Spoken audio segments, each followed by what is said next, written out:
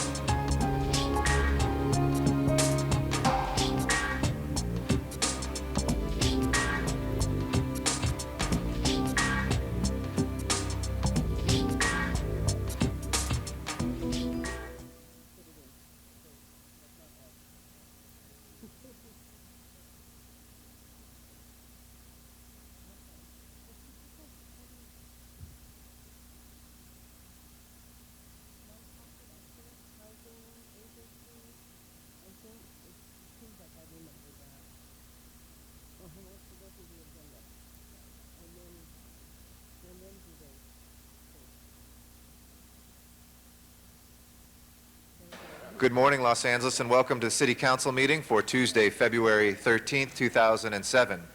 We are here in John Ferraro Council Chambers, room 340 of City Hall. We meet here every Tuesday, Wednesday, and Friday of the month, and of the week, and we are the first Friday of the month in Van Nuys City Hall. We invite members of the public for our meetings to come here and to listen or to testify. All items before the City Council receive a public hearing either in committee or in City Council. Agendas are available in the back of the room or online at our city's homepage at www.lacity.org. We also have council ambassadors who are local high school students in the back who are trained to assist you in the ins and outs of council meetings and to help you read through the agendas.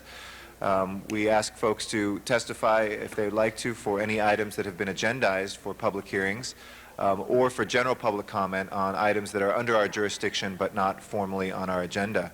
If you live closer to Van Nuys, you can always use the remote facility there and testify from those council chambers, and we're able to watch you here in the John Ferraro Council Chambers. Vice versa, when we meet in Van Nuys, you can always show up here in downtown City Hall and testify, and we're able to watch you in Van Nuys. I want to welcome our viewers on Channel 35, LA City View, city's channel, which broadcasts these meetings live and rebroadcasts them taped in the evening. We also are available online again at our city's homepage, www.lacity.org, and you can click on the live streaming webcast of our council meetings.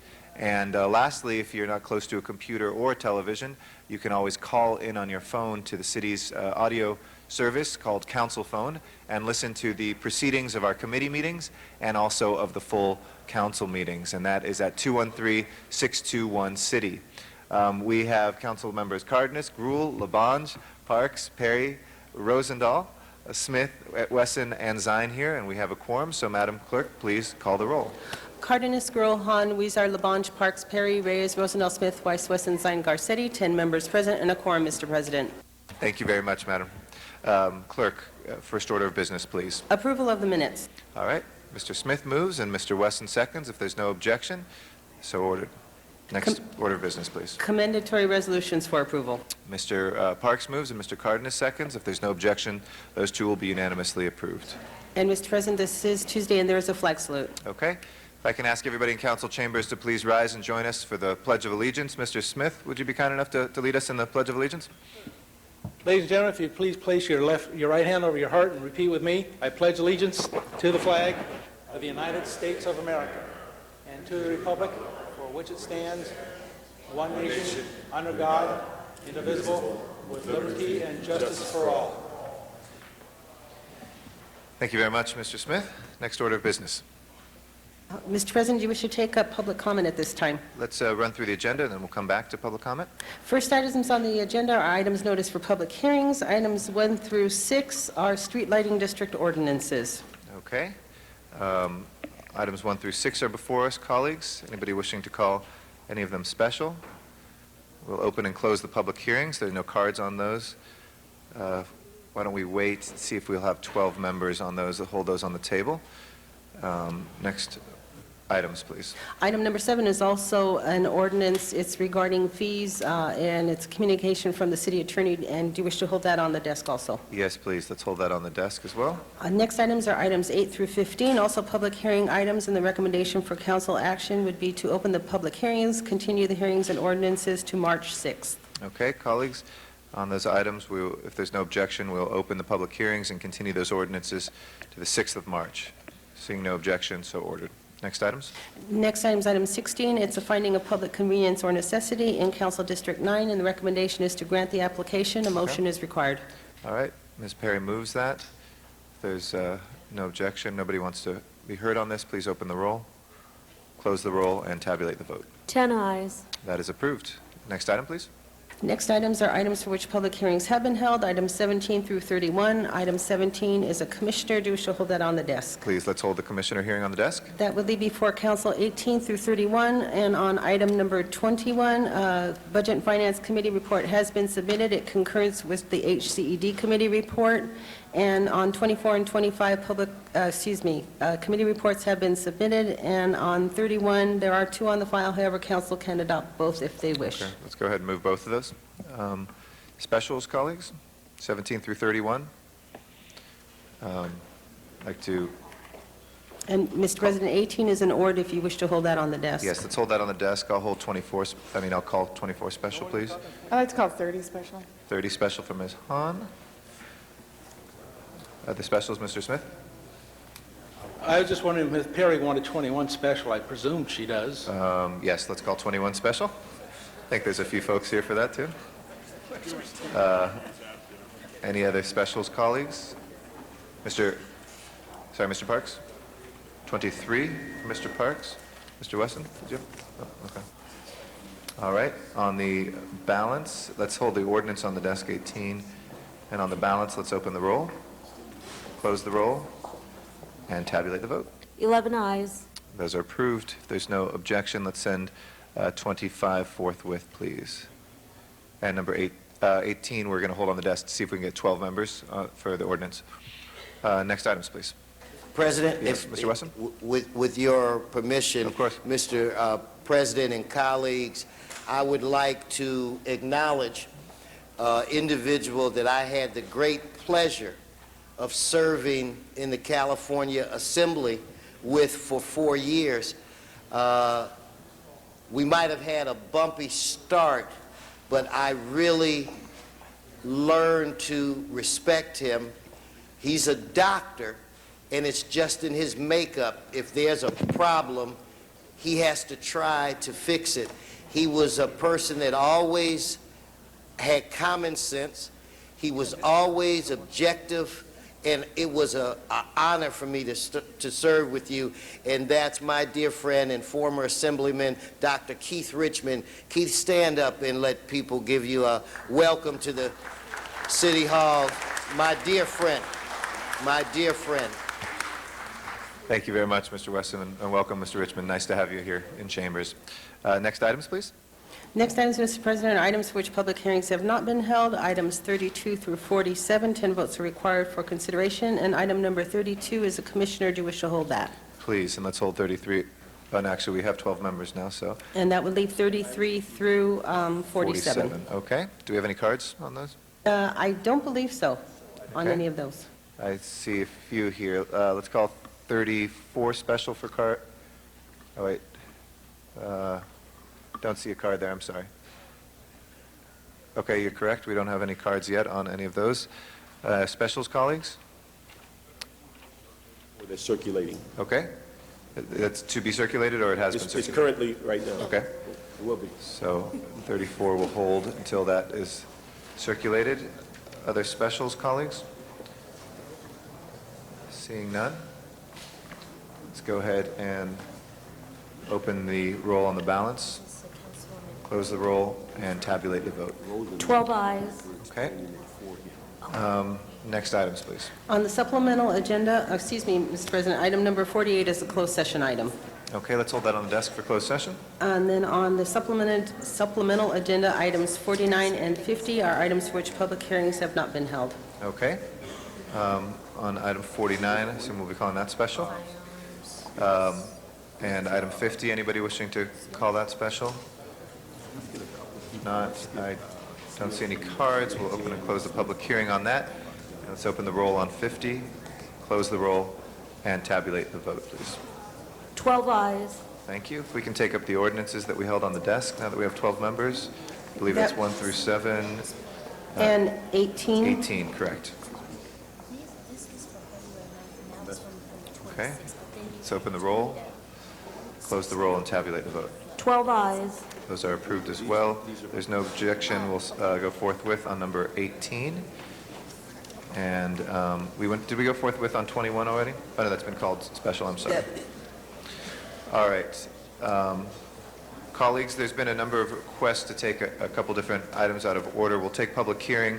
17 and 31 are commission appointments, which we can dispense with, 32.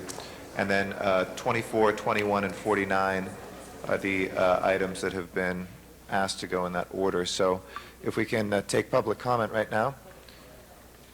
And we'll start in Van Nuys with Zuma Dog. 2 minutes to address the council. Welcome. Eric, can you please hold my time? The phone here in Van Nuys is broken, and the city clerk, they're still going to be delivering the cards. I just finally got to them through my cell phone. Again, now not only does the clock not work here, but neither does the phone. So please, 39, 43, 49. I'll cut back to just those 3 and waive the other 3 I was going to speak with. But in all seriousness, I know you're a small D Democrat. The phone's not working, bro. We'll reconsider those two, Mr. Dog. Go ahead and give us a general Appreciate it. comment. Thank you so much. Thank you so much. And I'd like the people watching to know that they were flexible and that made a lot of sense. Right now, we'd like to say that Thursday, 4:30, Zuma Dog will be moderating a candidate forum for the candidates of CD14. It's going to be on Time Warner, 4:30. For the people of CD14, Alvin Parra will be there. John Jay will be there. Invitation to Jose Huizar has been given many times to follow up. Hopefully he'll be in attendance. If not, Jose, I'll step in for you, bro, and represent your point of view and do your spin because I want it to be a fair and balanced forum. So tune in, 4:30. Thursday, CD14, the candidate forum, hopefully with Jose Huizar. It's on, y'all. And Jose, y'all better get out there on the streets. They're wondering where you are, y'all. And so Prop 215, I'd like to say that the Prop 215, I've been doing spot checks to the medical marijuana dispensaries, and I'm here to say they're the safest operations in town. They check your original paperwork. They confirm your doctors. You have to sign in. You got to show driver's licenses. So that's what's going on there. And thank you to GanjaGrocer.com, a medical marijuana dispensary with doctors and clinics and legal advice. That's how I know where to go. Now let's talk about the mayoral hijacking of LAUSD, y'all. The mayor is trying to hijack the elections of LAUSD by backing his own candidates and financing it with his own private money, and it's shady and unconstitutional. It's against the spirit of the Constitution, and I see I'm running out of time, and all I like to say is you gotta vote for John Lorenzen to maintain the integrity of the Los Angeles School Board and vote no on all mayoral-backed candidates. Thank you. Our next speaker is Greg Fuentes here in Council Chambers. Greg Fuentes. After that will be Sylvia Lynn Hawkins.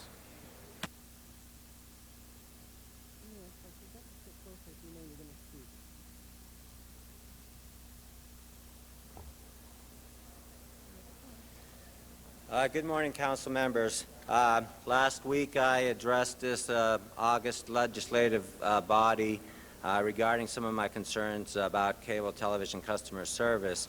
As I noted then, City of Los Angeles cable operators receive over several $100 million from their customers in Can you get a little fees. closer to the mic? Thank Yes, you. sir. Last week I noted that cable operators in Los Angeles receive several $100 million a year in franchise fees from their customers. I noted that the city receives in general fees from the customers. The city receives over $20 million in franchise fees from their customers. One would think we have great customer service from cable operators in the city. That, in fact, is not true. I've noted that Time Warner notices regarding programming changes have not complied with federal, state, and local law. Last week I noted in a letter that each of the council offices should have received that annual notices distributed by many cable operators have not complied with state law. I also note today that in going out to Boyle Heights recently, I saw that an economically disadvantaged discount that Time Warner should be providing to their customers is not being provided in the manner that was negotiated by me and others back in 2000, 2001. I will be providing you a letter regarding this noncompliance. I also ask why it is, if we're paying $20 million a year to the city doesn't do a better job of enforcing the customer service standards. Thank you very much. Thank you, Mr. Fuentes. Our next speaker is Sylvia Lynn Hawkins. I would just ask people in council chambers to kindly take their conversations outside of chambers so we can be as attentive to public comment as possible. There are a lot of conversations going on both sides of the rope, so if we can please do that and give our speakers courtesy. Ms. Hawkins. Okay, thank you, Mr. Eric Cassetti. As of us using our individual private parts, we must at this time stop using all private part at this time to lose weight. Start now in using regular food for at least 10 years. Even though Mr. President, I don't believe she's full-blood- talking about anything within the subject matter jurisdiction of the city. We have to talk about things that the city has jurisdiction over, Ms. Hawkins, so if you can please limit your comments to that. Is this a subject Thank you. concerning food? Is this a subject concerning food? We don't have jurisdiction over that food, I'm sorry. So we'll have to ask you to address that, or else we'll have to Do go to it the have next to be speaker. on cable line, concerning cable line talking? Why don't we can have you talk to the CLA about that, and we can give you the information, okay? Thank you, Ms. Hawkins, appreciate it. Arnie Corlin is our next speaker.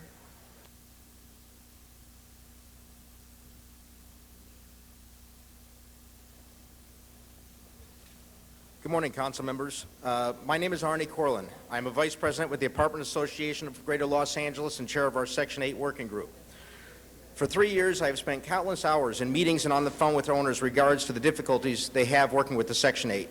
By Housing Authority's own statistics given to me in early 2006, 17,000 of the 18,000 owners or vendors at that time had 10 or less units. These are small mom-and-pop owners who rely on this money for retirement or to supplement their income. Many of them are torn with the option of financial hardship, as many have been unable to make mortgage payments, and who use it on this, who are leaving the program, the Section 8 program.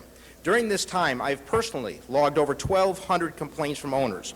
Numerous suggestions and resources have been brought directly to the top management to tackle, which would help tenants and owners. This includes resources to put together a credit counseling program for tenants. If done, this could be used for the city beyond the Housing Authority. Specific suggestions of how to put together a homeownership program for those tenants that are able. And I believe there are ways for a number of tenants to do so with proper mentoring. Offers to bring in business-related resources to help improve the ability to run the program efficiently, effectively, and positively for all. This would also help HACLA's staff as well. This agency with almost $1 billion should be a resource for tenants, owners, and LA City's economy. AGLA members know the importance of Section 8. I work with many of them, and in doing so, you would see they are amongst the biggest advocates for the program. Many owners absolutely look forward to being able to work with this program again. However, it can only be done upon proper administrative direction. After so much financial hardship has been caused, it will be imperative to show specifically and transparently how these changes will be made. We appeal to the mayor to oversee corrections be made and to this council. Furthermore, I would recommend the mayor direct city controller, audit the agency, and city attorney to verify HACLA's commission is in compliance with the Brown Act. With the housing and homeless crisis in this city and the possibility of losing thousands of vouchers, it is imperative these changes must be made immediately. And I'll give something to the officer to give to all of you. Thank you. We appreciate those comments, Arnie. Chuck Tenen is our next speaker. Mr. Tenen? Good morning, council members. Chuck Tenen. I want to talk about a front-page article in the Daily News yesterday on condos, vacancy rates not being enforced, more demolitions in 9 and 17. I disliked one of the items in there quoting, knocking out rows of rent-controlled buildings in Valley Village and Sherman Oaks, which includes my street, West Magnolia Boulevard, an entire block to be demolished, with more to come, with condos being triumphant and more housing lost. With regard to the vacancy rate, implementing the 5%, it has yet to be done in 26 years being enforced. So why do we have city laws that are not being enforced? Fear of a city lawsuit by developers in this case? As Jane Escher, president of the Planning Commission, quoted, the shame of it, it has not been applied for all those years. Developers in control. And Jane Escher's thoughts to me, if people want something bad enough, you can't stop them. It works just like success. It flies, you fly with it. And the work is not in place and standards are not in place. And Ed Reyes said his input, follow the laws. Jane Escher also gave a thumbs up for passing the 9 and 17 tenant relocation amount, for which many city planners have told me it should have been done a long time ago, yet it's still not done. So come on, city council members, especially Herb and Eric and Ed, our mighty three. You guys work hard. We need that success. The 9 and 17 is a start. It's not a solution. The city attorney's office has no objection to it. On another note, our city planning is outdated in many areas, including the 1987 parking map congestion and policy for new condos. Does not include the San Fernando Valley. We need a motion from, say, Thank you, Mr. Tenen. Thank you very much, Mr. Tenen. Michelle Collins is next. Michelle, I think it says Collins. Is it Michelle out there? No? Okay. Morris Griffin.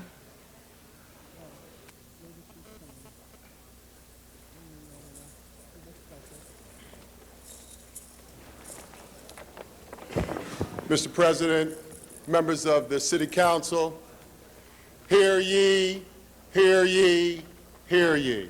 This is my third visit to the City Council, offering an alternative so that we can begin to make our people richer twice a week for the rest of our lives. Here we are in Black History Month, and I am asking that you consider for livable wages for the people who work out at the airport, an ethnic lotto that would guarantee one person from every ethnic race a winner. All we're asking is that you put it on the ballot. That's all we're asking, is that you pass it so that we can begin the process. You were elected an extra term so that we can be in a better position in terms of dealing with the problems that we're facing in our city. So here I am.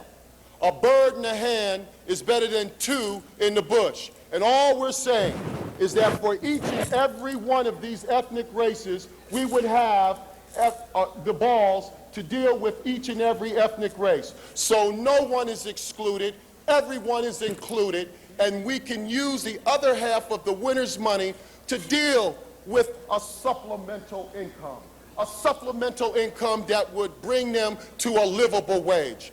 Help us help each other, help ourselves, City Council. This is why you were elected. So use your extra terms. Use your extra years. Show the people that you are looking out for the best interest of them here in Black History Month. Thank you for your time.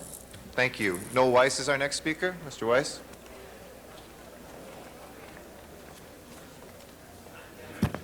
Mr. President, council members, I'm here, as you know, I generally speak on behalf of tenants, but today I want to speak in support of the Apartment Owners Association situation with regard to this issue with the Housing Authority. The inability and the ineffectiveness of the Housing Authority to effectively do its job is hurting tenants, and it's hurting the Housing Authority people.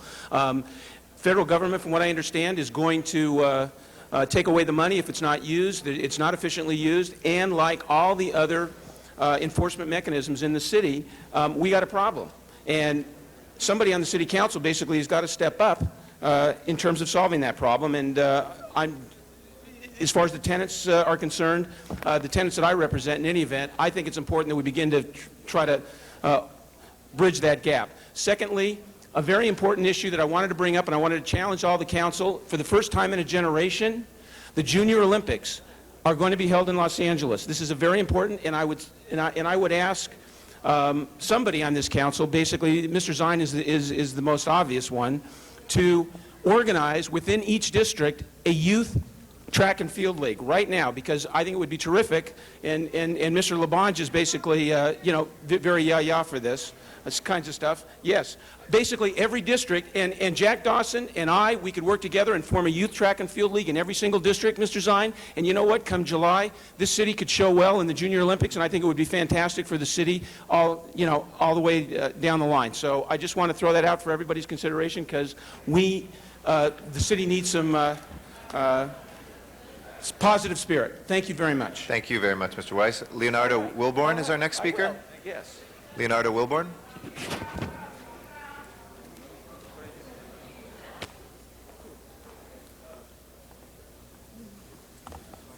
Good morning. Good morning. Ladies and gentlemen of the City Council, Council Chairperson. My name is Leonardo Wilborn. I just wanted to speak in support of what Mr. Corlin was saying. I'm also a member of the President's Circle for the AGLA, Apartment Association of Greater Los Angeles, and for the PAC of the Southern California Apartment Association. Just briefly, a couple of examples. Working with the Housing Authority the past couple of months has created a situation where the people who I represent, which are the small ma and pa property owners, have had to be put in sort of a suspended animation process where they would enter into an agreement with the Housing Authority Association only to be told 6-8 weeks down the line that the contract amount that they were requesting was not possible. Council people, we really need to look at how this process goes about. For we're asking someone who's worked all their lives and invested in real property to give up 2 months of what could be their mortgage payment to wait for the Housing Authority to come back and say, we cannot help you, we cannot compensate you at the rate you feel is equitable for this rental property. If we can do that, I believe we can turn the tide and bring more property owners back to the table to work with the Housing Authority. Thank you very much. Thank you very much. We appreciate it. Don Garza is our next speaker. Then Michael Carrion will be after that.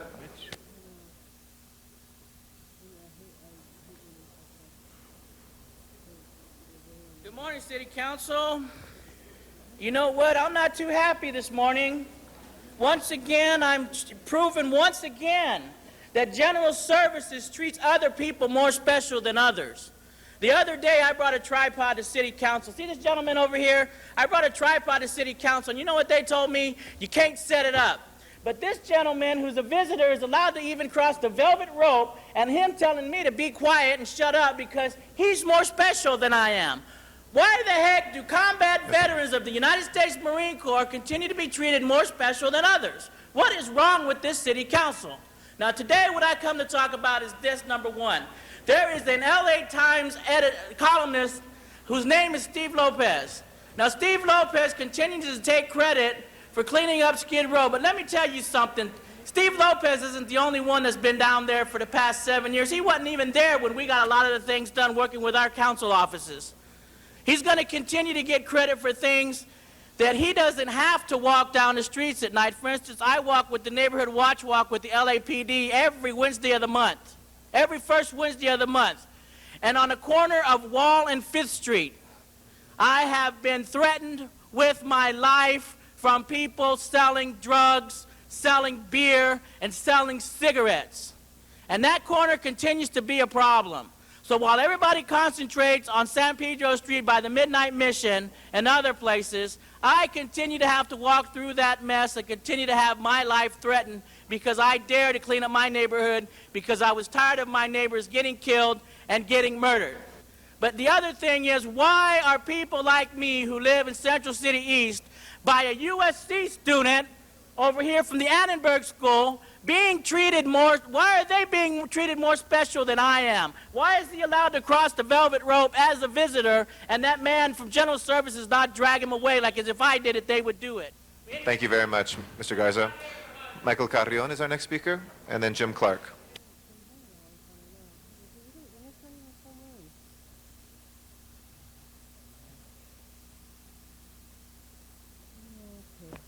Good morning, Council. My name is Michael Carrion, and I'm here on the same issue I've been here before on. Blight. Blight in my community. This is what we have to deal with every day.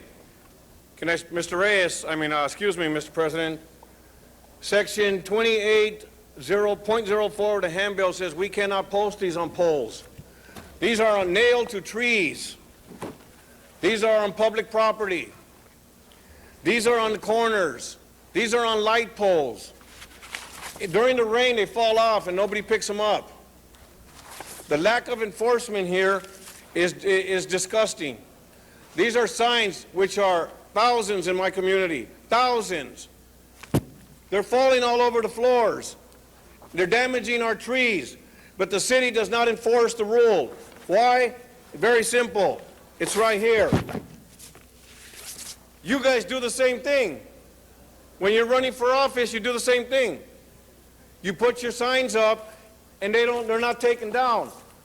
Once the election is over, there are still signs up there from the mayor running. But nobody wants to come and clean up their mess. But when you guys are sick and tired of somebody else doing it, a little person, oh, you'll put his property into REAP.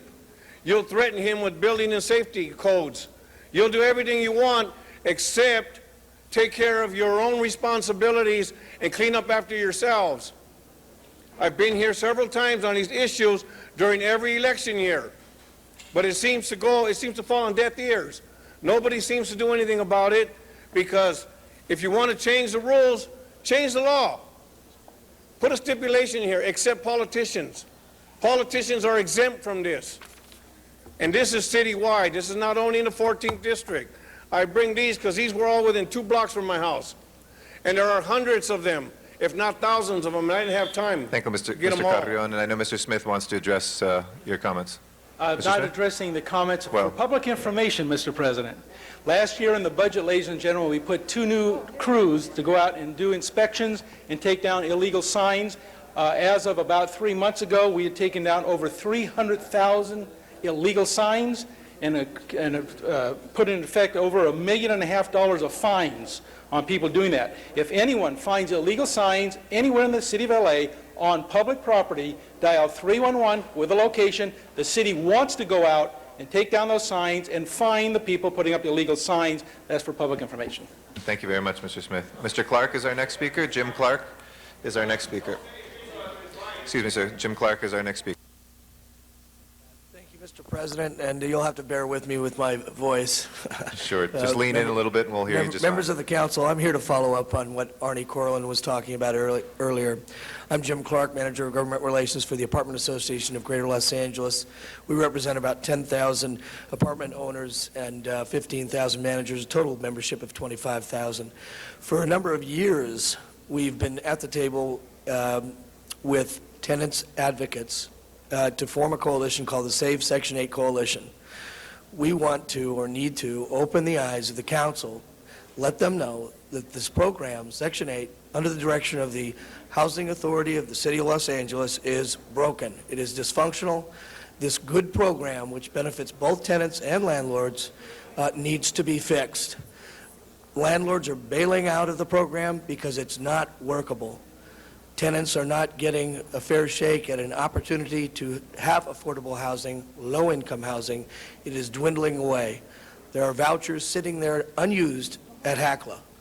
Somebody needs to look into this, either through an audit in the Controller's Office or through the HCED committee, which I know Chairman Wesson is very open to the idea of fixing this program, but we need your support as well. Thank you. Thank you very much, Mr. Clark. That closes our general public comment. We can go to the agenda and take up our commissioners. First commissioner is item number 17, and that's confirmation of Mr. Damian J. Martinez to the Relocation Appeals Board. An HCED report has been submitted and distributed to the council. Mr. Martinez, if you'd like to join us here at the table, and I'd like to recognize Chair of our Housing, Community, and Economic Development Committee, Mr. Wesson. I'm looking for Mr. Martinez. Damien. Mr. Martinez, if you'd You're like on. to come on and have a seat over here. Thank you. It's showtime, Mr. Martinez. Anyway, members, we had an opportunity to meet Mr. Martinez today, and I can assure you that his credentials are impeccable. It is, I think, in the city's best interest to unanimously confirm his appointment. Once you hear him speak for a while, you'll find out about his background, his commitment to serve, and again, he's my size, height-wise, so that alone is reason enough for him to be confirmed, that he'll be part of my short brigade. Anyway, with that, Mr. President, I would like to allow Mr. Martinez to speak to us briefly. Mr. Martinez. Good morning. Thank you, Councilmember Wesson, for letting me know I'm on the short list here in the city. It's a great honor to be here today. I wanted to express my interest in helping the community. I am a former federal prosecutor. During those nearly 5 years of experiences, I had the opportunity to prosecute major narcotics offenses here in the Central District, which is the 5 counties of Southern California. Also, during those 5 years, I volunteered time to assist in indigent families adopting foster children. I was able to provide bilingual assistance to them, and on the day that everything was finalized, it was a very joyful experience, and I was very happy to assist in the community. Before that time, I was a law clerk to now the California Supreme Court Justice Carlos R. Moreno, and at that time I was clerking for him while he was across the street at the district court. That was a great experience. It was also a time where I was able to share my interest in the community and try to better everyone around it. Thank you very much, Mr. Martinez. And Mr. Wesson, we're good to go? Okay. Well, with that, let's open the roll. And then, I'm sorry, Mr. Rosendahl. Yeah. Tell me what you see the appeals board doing. Why are you going on this board, and what do you hope to accomplish? Thank you. One of the central rights everyone has is property rights, and it's essential that the government, the local government, afford people due process. And I believe that my background has put me in a position where I can have balanced and reasonable opinions on things and afford people the due process they deserve.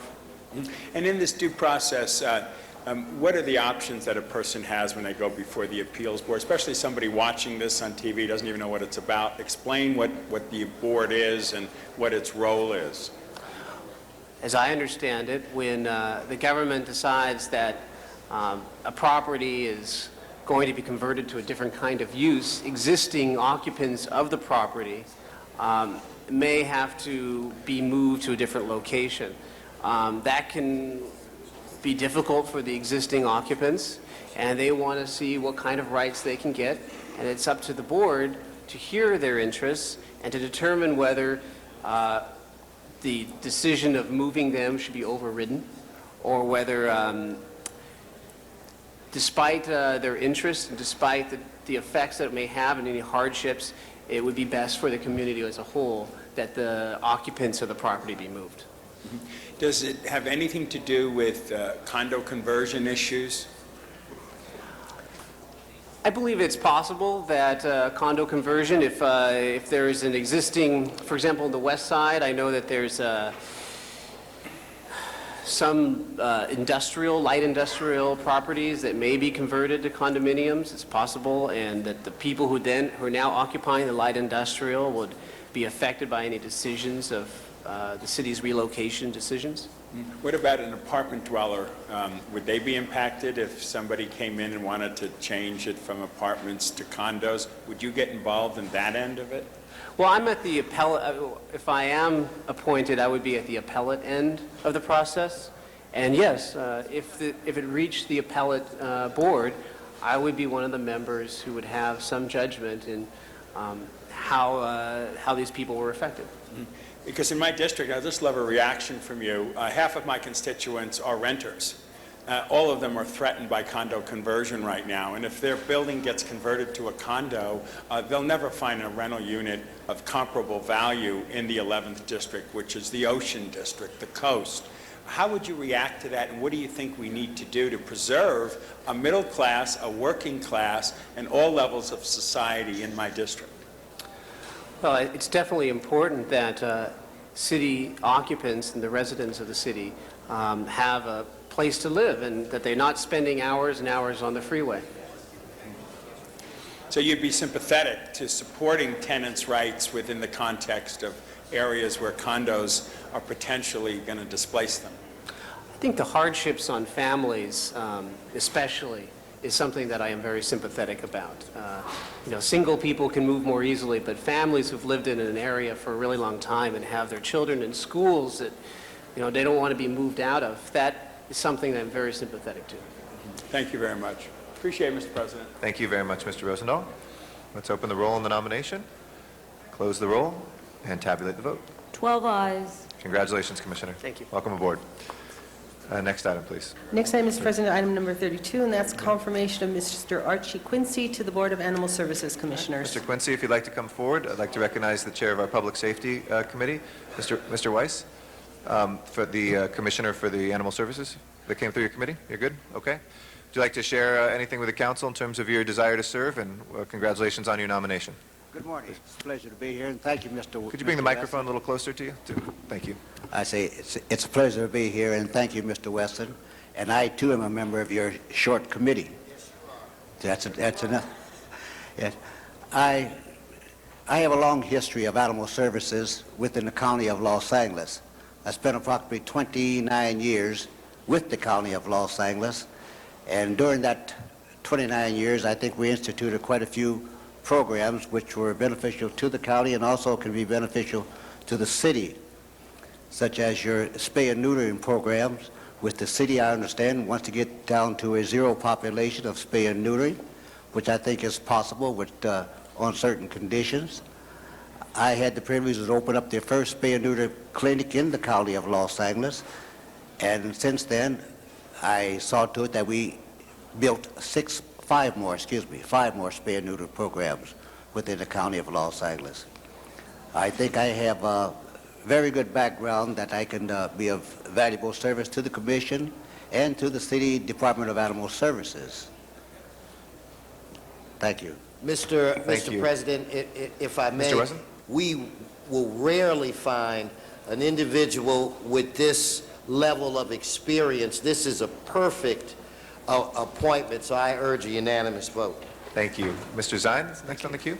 Mr. Zine. Thank you. I join my colleagues in that having the interview and learning your experience and your dedication to the interest of animal welfare, animal care, and your extensive experience with the County of Los Angeles, well qualified for this position on the commission. So qualified you could be running the entire department with your vast experience. So I commend you on that and your dedication to help with this endeavor. And as we discussed, some of the animal rights folks aren't real happy with what Animal Services seems to do.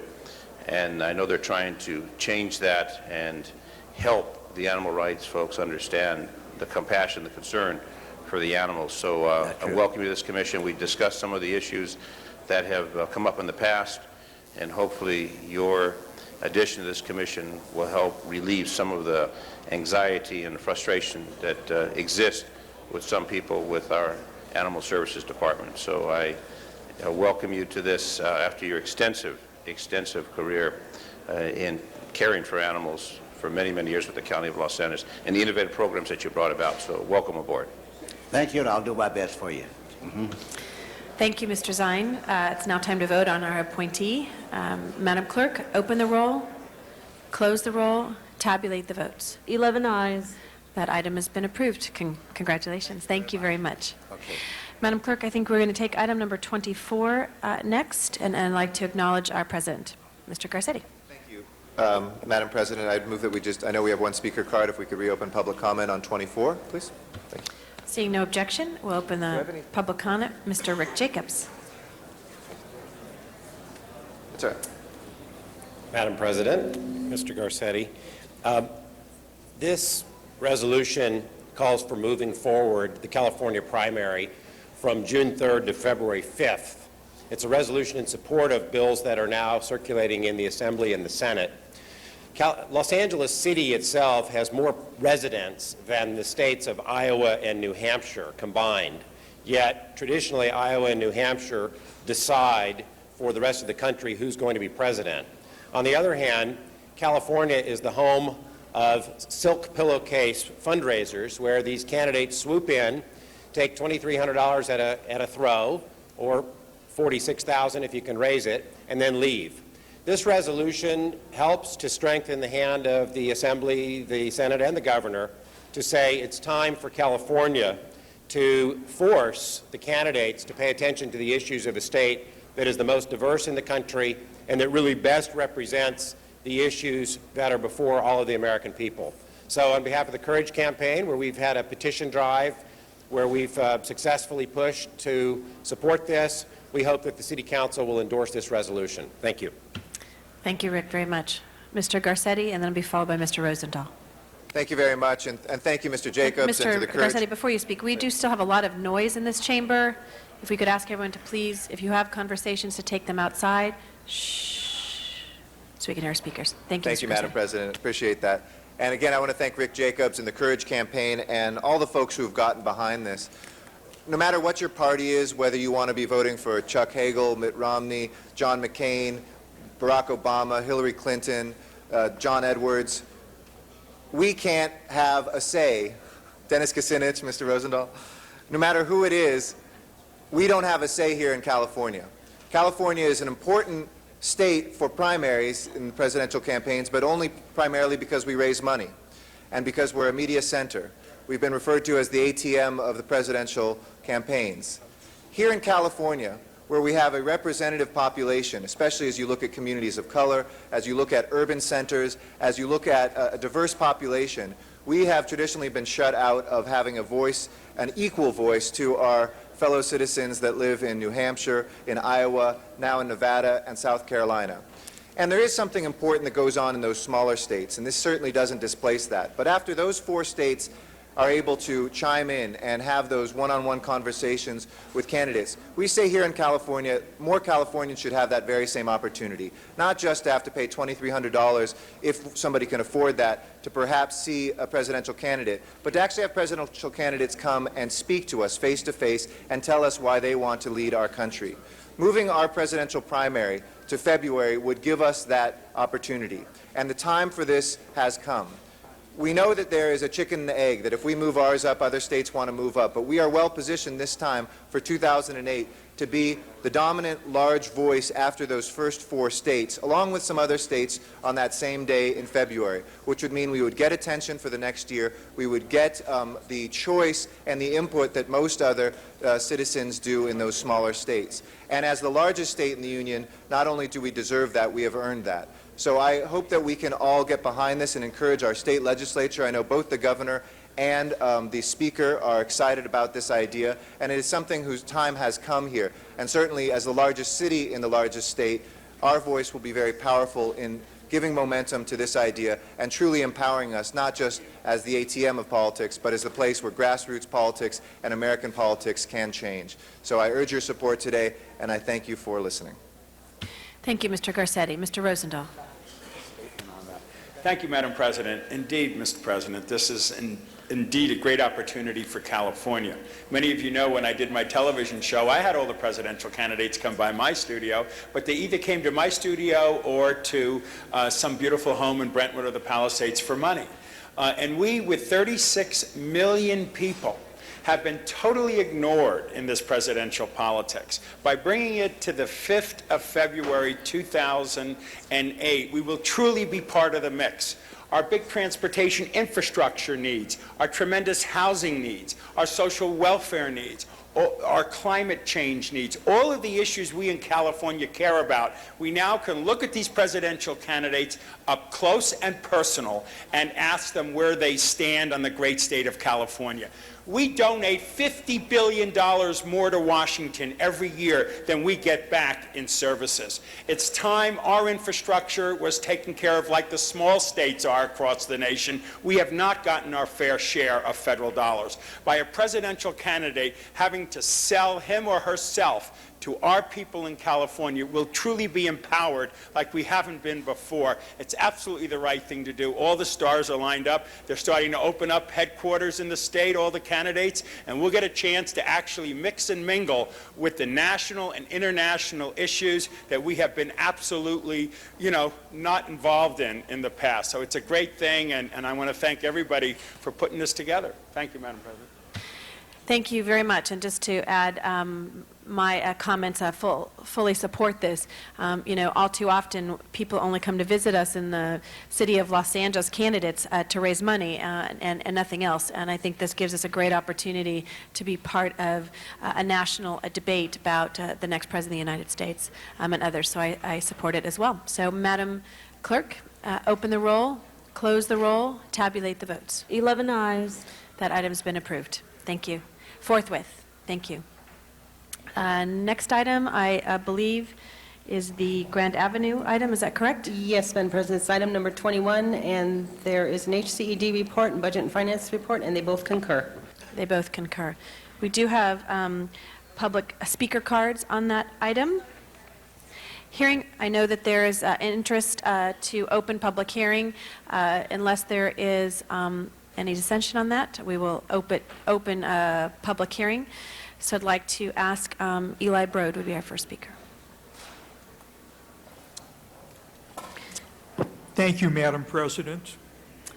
The Grand Avenue Committee and the Joint Powers Authority of City and County are pleased to recommend final approval of the Grand Avenue project. Today's a historic day. It was more than 6 years ago that Grand Avenue Committee was formed, with representatives of the city, the county, the Cardinal, the Music Center, and other constituents close to Grand Avenue. It was 3 years ago that the Joint Powers Authority between the city and county was formed.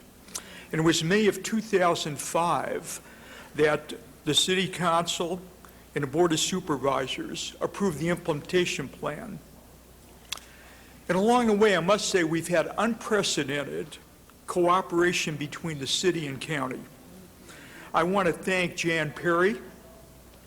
I want to thank Jerry Miller, Bud Overham, the mayor, and others that have been so cooperative in making all this happen. I want to also thank my co-chairs, Antonia Hernandez, Nelson Rising, who've been more than helpful to me and the process.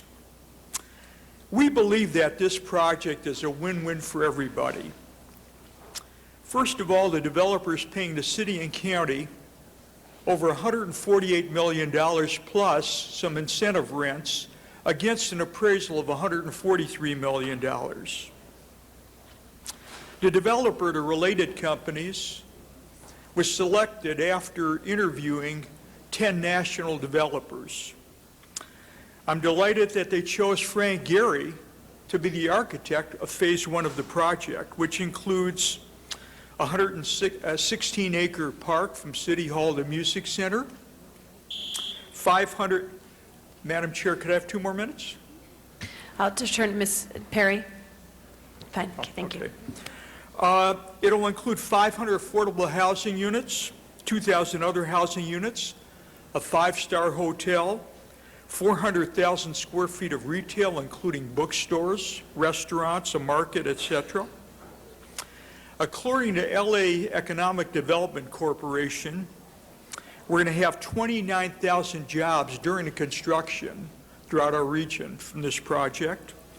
After the project's completed, we're going to have 5,900 ongoing jobs, $615 million of annual and indirect business revenues, and tax revenues of $109 million a year. But just as important of all of that is the community labor and business support that the project's received, and many people are here to speak about that. A number of local groups formed the Grand Avenue Community Benefits Coalition to track the project, and they're now in total support of the project. That coalition includes the Los Angeles Community Action Network, Strategic Actions for a Just Economy, Concerned Citizens of South Los Angeles, Community and Economic Development Department of LA Trade Tech.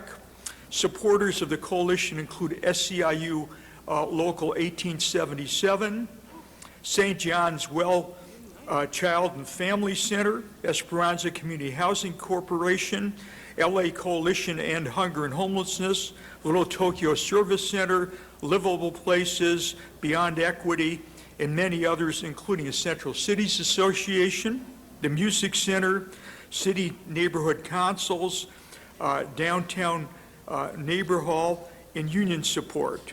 Related is signed an agreement, neutrality agreement with Here Local 11. Agreements are almost complete with the SEIU regarding collective bargaining agreements for maintenance and security. Project labor agreements are nearly complete with the building trades and the carpenters union. And amongst the things that were negotiated with the developer were affordability levels for on-site affordable housing lower than that required by the JPA. The developer agreed to contribute $500,000 toward a job training program. The CRA agreed to match the developer's $500,000 and will match an additional $850,000 contributed by any source, whether it be the city, the developer, or the county. The developers committed $1.5 million as a pre-development revolving loan fund for the creation of permanent, supportive housing for the homeless. CRA will establish a community oversight and enforcement committee that will meet quarterly and review the status of the project and meeting all the community benefits. So I'm very proud to present this project to you. Thank you so much. Thank you very much, Mr. Broad. We appreciate your testimony today. Just as a reminder, we did have a public hearing in committee, so this is by motion that Ms. Perry has reopened the hearing, so we will have some flexibility on it, but we've had a request for 10 minutes of public comment total. So Russell Brown will be our next speaker, then we'll have Christopher Sutton, and after that will be Maria Elena Durazo. Good morning, Mr. Garcetti and council members. My name is Russell Brown. I'm president of Downtown LA Neighborhood Council. I'm also chair of Residents Association of Downtown LA and co-chair of Historic Core Neighborhood Block Grant. We enthusiastically support this project. Related Group has worked with the community for many years. When Related Group was brought in, they were brought in because they had a proven track record. One of the instrumental parts of this was a community wanted an iconic location, and they brought in the design team of Frank Geary. This project also includes neighborhoods serving retail, affordable housing, on-site, living wages, permanent, and construction jobs. It ideally brings high density in an urban transit corridor right next to the subway station. They have done outreach all over the city, including asking not only what does this project mean to downtown, but how can downtown be a place for everybody. It also has a 16-acre urban park that in the future will be a site for signature events that the city will see, that people will see in the city all over the world. We appreciate this event, this project, and we look very much forward to having a great partner in downtown. Thanks. Thank you. Christopher Sutton is our next speaker.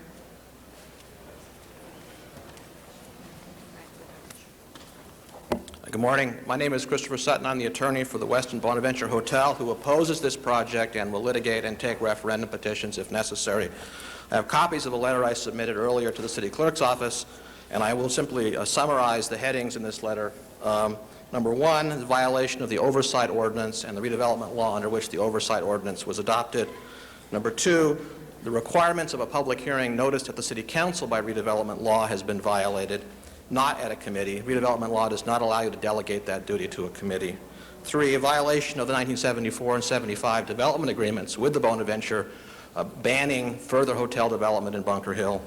Violation of the redevelopment plan for Bunker Hill, which bans these land uses, which bans excessive housing development, which bans an FAR exceeding the numbers that you're allowing here that have already been exceeded. Number five, and this is an improper attempt to amend the Bunker Hill redevelopment plan without going through the amendment process. Number six, the subsidies that are for this luxury hotel and luxury condominiums, the millions of dollars, are unneeded and based upon a fraudulent study. The proposed CEQA findings ignore the severe parking impacts upon the adjoining government buildings, particularly the Superior Court, and there is no phasing that addresses the Superior Court parking problems. Violation of the city charter's anti-private subsidy provisions for a hotel. The violation of Proposition 218 was, in effect, you're shifting the cost of this subsidized hotel to all the other hotels in the city by giving back taxes to this hotel the other hotels do not receive back. Local services will be sacrificed in order to subsidize this hotel. The data used in the study was fraudulent. There's a conflict of interest that the council is not sitting as a local matter, but sitting as a state agency under redevelopment law. And under Government Code 84308, the council members who have received certain campaign contributions are disqualified. I'll submit this for the record. Thank you. Thank you very much, sir. Next, I'd like to invite Marilena Durazo, and I know she wanted to be joined with Kevin Norton, Esperanza Valdivia, Maribel Barrenechea, Tom Walsh, and Terry Martin. Good morning, City Council members. My name is Marilena Durazo, the Los Angeles Federation of Labor, and on behalf of almost 300 unions in Los Angeles County, unions that represent over 800,000 workers in the county, I am here to express our fullest support for the Grand Avenue project. We're here also to thank and congratulate Supervisor Gloria Molina and City Councilwoman Jan Perry and the related companies for the leadership role that they have played. There is nothing more important than to have a project that benefits the community in its entirety, and a project that will also move Los Angeles forward as a major city in this nation. A project that has affordable housing, a project that has permanent supportive housing, a project that has job creation, both for temporary jobs in construction industry, which are good middle-class jobs, permanent jobs, which will also be either union or at least will be paid the city, Los Angeles City living wage. These are the kinds of things with local hiring for the construction jobs, for the permanent jobs, for job training, revenue and assistance, first source hiring, park and open space, public art. This is truly the kind of project that Los Angeles should be proud of. It's the kind of project that's not going to be a trickle down and let's see who at the bottom benefits, but it's going to ensure that workers, hardworking families who pay taxes, we want an investment that is going to support working families as well as all others who are investing. So we're here to support it. I want to thank everyone who was involved in it, and again, express our fullest support for this project. Thank you very much. Thank you. I just wanted to add, on behalf of all the building trades, we're fully in support of this project. Thank you. Thank you. Yes, good morning. Tom Walsh, Secretary-Treasurer of Unite Here Local 11, representing hotel workers, and I'm being joined with Maribel and Esperanza, two long-term hotel workers in a downtown hotel. This project is a major step forward for the continued revitalization of downtown. Related has signed a labor peace agreement with our union for the hotel portion of this project. This will mean that the creation of hundreds of permanent union jobs, jobs with family health care, pensions, and good pay. Related companies is to be applauded for this. The unionization of hotel jobs being created by this project is a model of what labor and management cooperation can yield. Jobs that strengthen communities and help build a new middle class in Los Angeles. And for this reason, we urge your approval. Hi, good morning, ladies and gentlemen. My name is Maribel Barrenechea in Esperanza Valdivia. We are housekeepers in the Bonaventure. I have been working for 10 years. She is working for like 11 years. Also, we are single mothers, and I support this project because we needed this kind of jobs in the city where they provide good wages and health benefits. That's because we believe that's good for us and good for the community. Thank you. Thank you very much.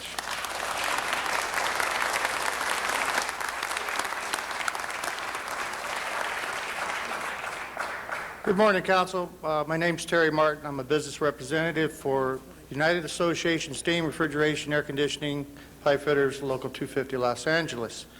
Our membership includes 5,000, but our District Council 16, Southern California Pipe Trades, we have 20,000 members. This project, and any project that has a developer that's willing to use local contractors, signatory contractors to a union contract, that will provide true apprenticeship programs, that will provide a livable wage, a middle-class wage, as Maria Elena Durazo stated. Currently, with the work going on in LA, we're looking at a 10% increase on the apprenticeship program. And with this project, well, we're looking at the item in it that states we use local residents. Well, we do have a minimum standard. You must have a GED or high school diploma to get in the trade, just like you would a fire department or police department. So for those in the audience that aren't familiar with the building trades, Brother Richard Slauson, the Secretary-Treasurer, he was unable to speak today, but he represents our building trades, and we're in full support of this project. We thank you very much, and looking forward to start. Thank you. Thank you. Veronica Perez-Becker is our next speaker, and then Gary Tobin. I'm Veronica Perez-Becker from the Vice President of Legislative Affairs for the Central City Association. CCA and the Downtown Center BID are proud to stand in support of the Grand Avenue project and the related companies, a world-class developer who has designed a world-class project having regional, if not international, significance. This project will transform Grand Avenue into a first-class destination worthy of the cultural institutions it houses, such as the Walt Disney Concert Hall, the Colburn School for Performing Arts, and the Museum of Contemporary Art. In addition, the project, representing over $2 billion of private investment, will provide tremendous public benefits, such as a 16-acre park, thousands of jobs, and hundreds of units of affordable and market-rate housing. We strongly urge you to approve the project and the proposed tax rebates that are critical to its success. The rebates would not come out of the general fund, but would from net new revenues that would not exist but for the project, which includes the five-star Mandarin Oriental Hotel. The project will bring in over $109 million in annual tax revenue for the city and $615 million in direct and indirect business revenue. The downtown community celebrates this vision and hopes you will quickly approve and support it. Thank you. Thank you. Gary Tobin is our next speaker. I'm Gary Tobin, President of the LA Area Chamber of Commerce. I'd just like to add our voice to the support for this project. This project, along with LA Live, the Universal City, the project you broke ground for yesterday at the MTA in Hollywood, are all significant redevelopment projects in our community and signal a surge in economic activity that all of us can be proud of. I urge your support. Thank you, Mr. Tobin. We're now over the 10 minutes. I want to read these other names into the record that are here. Mark Williams, Brady Westwater, Pete White, Zuma Dog, and Don Garza. If there's no movement to extend, then those will be entered into the record. Ms. Perry. Oh, wait a second. As I mentioned, we had a public hearing in committee, and there were 10 minutes moved, and we're at the end of 10 minutes. It requires a motion to extend. Thank you. Thank you very much, Mr. President. Today is a culmination of many, many years of work. As you may know, I sit on the Joint Powers Authority with Supervisor Molina, City Representative Bud Overham, who was the former Deputy Administrator of the Redevelopment Agency and now with the Mayor's Office, and the CAO for the County of Los Angeles, who I believe is still on the job, David Jansen. We deliberated openly, we deliberated completely and thoroughly throughout this process, and we worked with a developer who made sincere and committed efforts to reach out all over the city. And while this project is based in downtown Los Angeles, the developer made a commitment early on and followed through on that commitment to reach out south into Janice Hans District, out into the San Fernando Valley, into the mid-cities, into South Los Angeles, into East Los Angeles. So today is the culmination of that. Previous speakers in the CLA will also come to the table and talk in greater detail about the revolving loan fund, which was created with the assent of the developer, partnership with the redevelopment agency, to provide an opportunity to nonprofits who engage in job readiness training, job preparation training, to be able to bring in those people who are at risk, those people who are disadvantaged, formerly homeless, people who face great challenges in their background, so that they may partake of the richness that this project has to offer. In addition, the affordable housing, and again, the CLA can speak in greater detail on that, will be on site. This is highly unusual to put affordable housing on site with market rate housing, and the level of AMI for those who will be on site is, I believe, unprecedented in the city of Los Angeles. I also want to highlight the fact that our relationship and partnership with the County of Los Angeles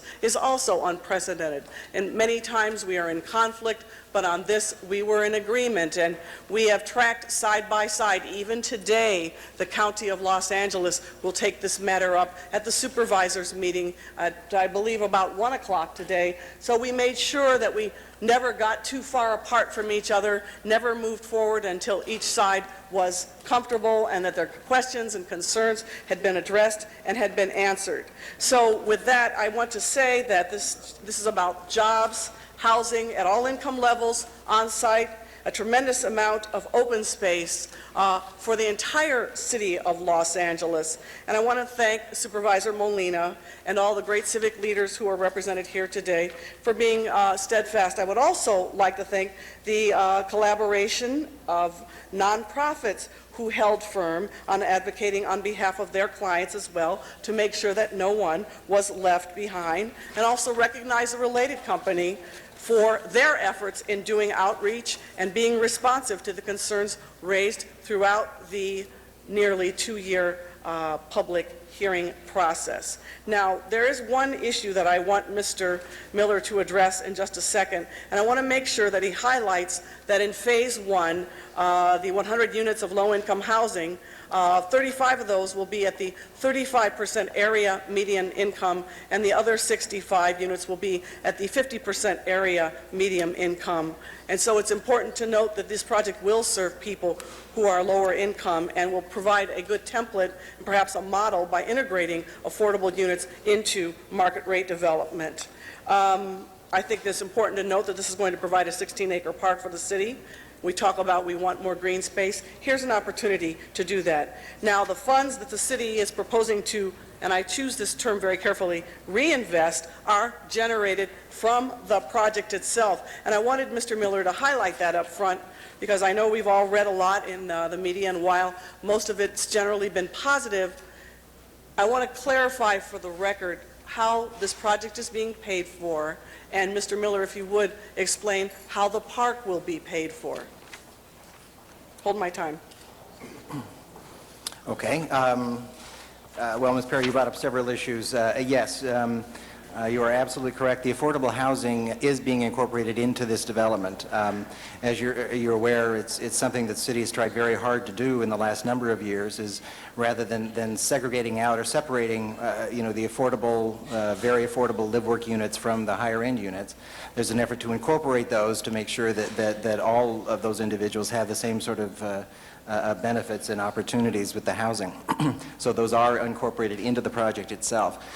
Relative to hiring and jobs training and et cetera, there is funds being provided by the developer and the CRA for outreach. There's a very strong local hiring program, both during construction and permanently, and those are incorporated into the community benefits package. Now, relative to financing of the project, this is coming from net new revenue generated by the project itself. In essence, when we approach, or when I approach these types of projects, there are two essential questions that have to be answered. The first is this net new money, or is the general fund potentially at risk? And the second question is this public reinvestment necessary to make the project feasible? Unless the answer to both of those questions is yes, there's really no point in proceeding with the discussions. In this case, the answers to both of those questions are in fact yes. This is all net new money. And then we get into the issues of what the city gets from it. And that does include the community benefits. It does include the affordable housing. In this instance, it also includes the revenues that are not being reinvested into the project. Again, net new revenues.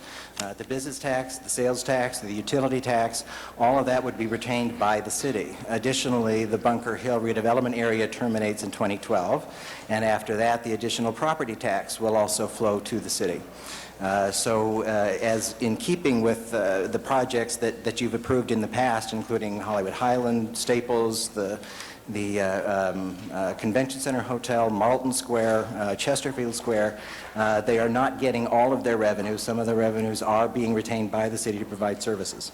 So if this project moves forward, is it taking away funding from other projects? It is not. In fact, it is generating additional funding for city services. Would the funds exist or the revenue exist without the project? They would not. And you just mentioned that the Bunker Hill Trust will expire in 2012. So if you capture this money, say, on site, basically, this goes to the benefit of what? The benefit of employment, sales tax? Where does it go? Well, again, capturing the money and reinvesting a portion of the money on site makes the project feasible. We've had a consultant that looked at the project and found that without this reinvestment, it is infeasible for the project to proceed. Now, what we do not bring to you, because it is somewhat speculative, is the multiplier effect. And you've seen that in South Park with Staples. You've seen that in Hollywood. What is not in this equation is the additional investment and property taxes and jobs and other economic activity that is a result of this catalytic development. So that is a direct result of reinvesting the money on site for the project, and then subsequently, as I said, even with this project, half the revenues that's being generated over the 20-year period are retained by the city for services.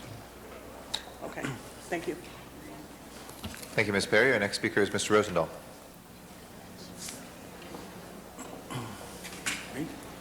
Thank you, Mr. President. Appreciate it very much.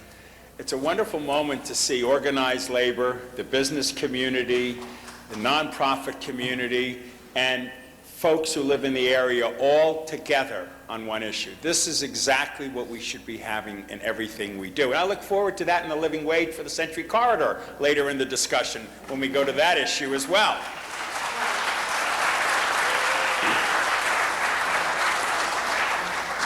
We all win by this project, folks, for the obvious reasons that all mixes of society will be able to live there and will continue to develop downtown as it needs to be developed. I received a letter this morning from Charles Linder, an attorney, talking about people with disabilities and being exposed to how do they get to and from their job, an accessible path of travel.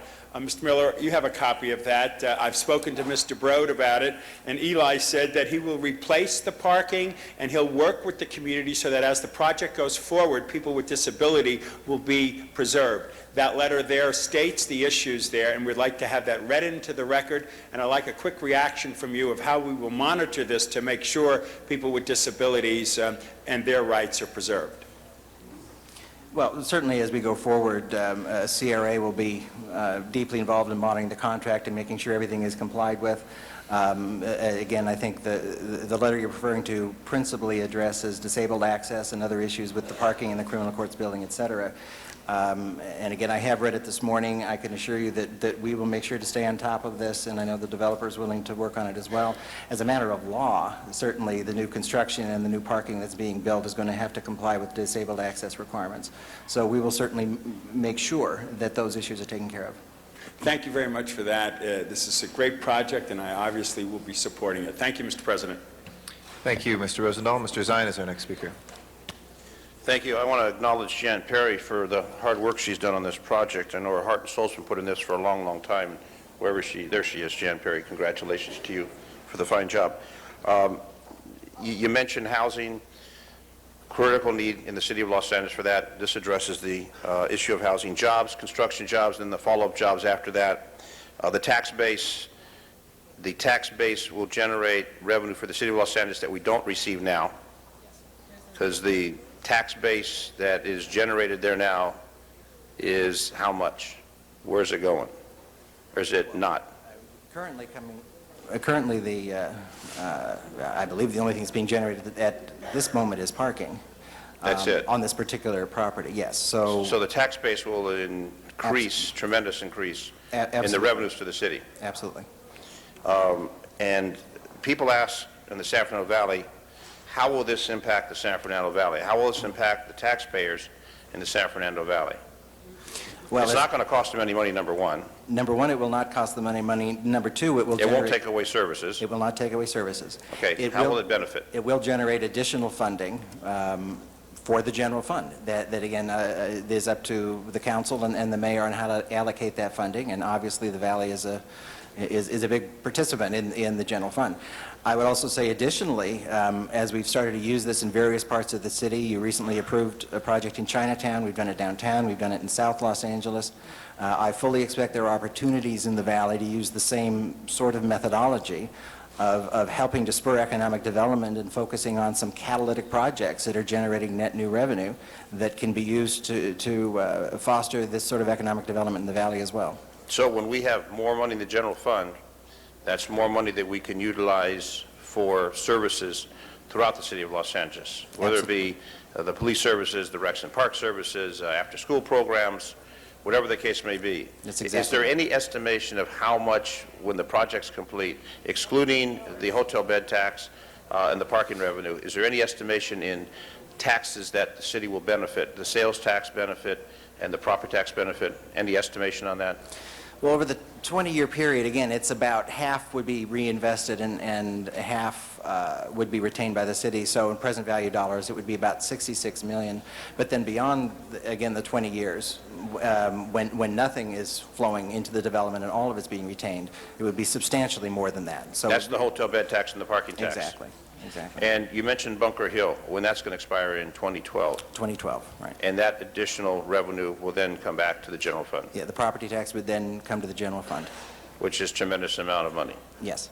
So the Valley will benefit in the short term by jobs, will benefit in the long term by additional revenues to the general fund, which then the mayors through the budget and the council through the ironing out of that budget will generate in additional services and benefits to the people, not only the Valley, but to all parts of Los Angeles. Exactly. In essence, there's really no downside from a revenue standpoint and potential and significant upside from a revenue standpoint, and all of those other issues you mentioned, the jobs creation, the affordable housing, et cetera.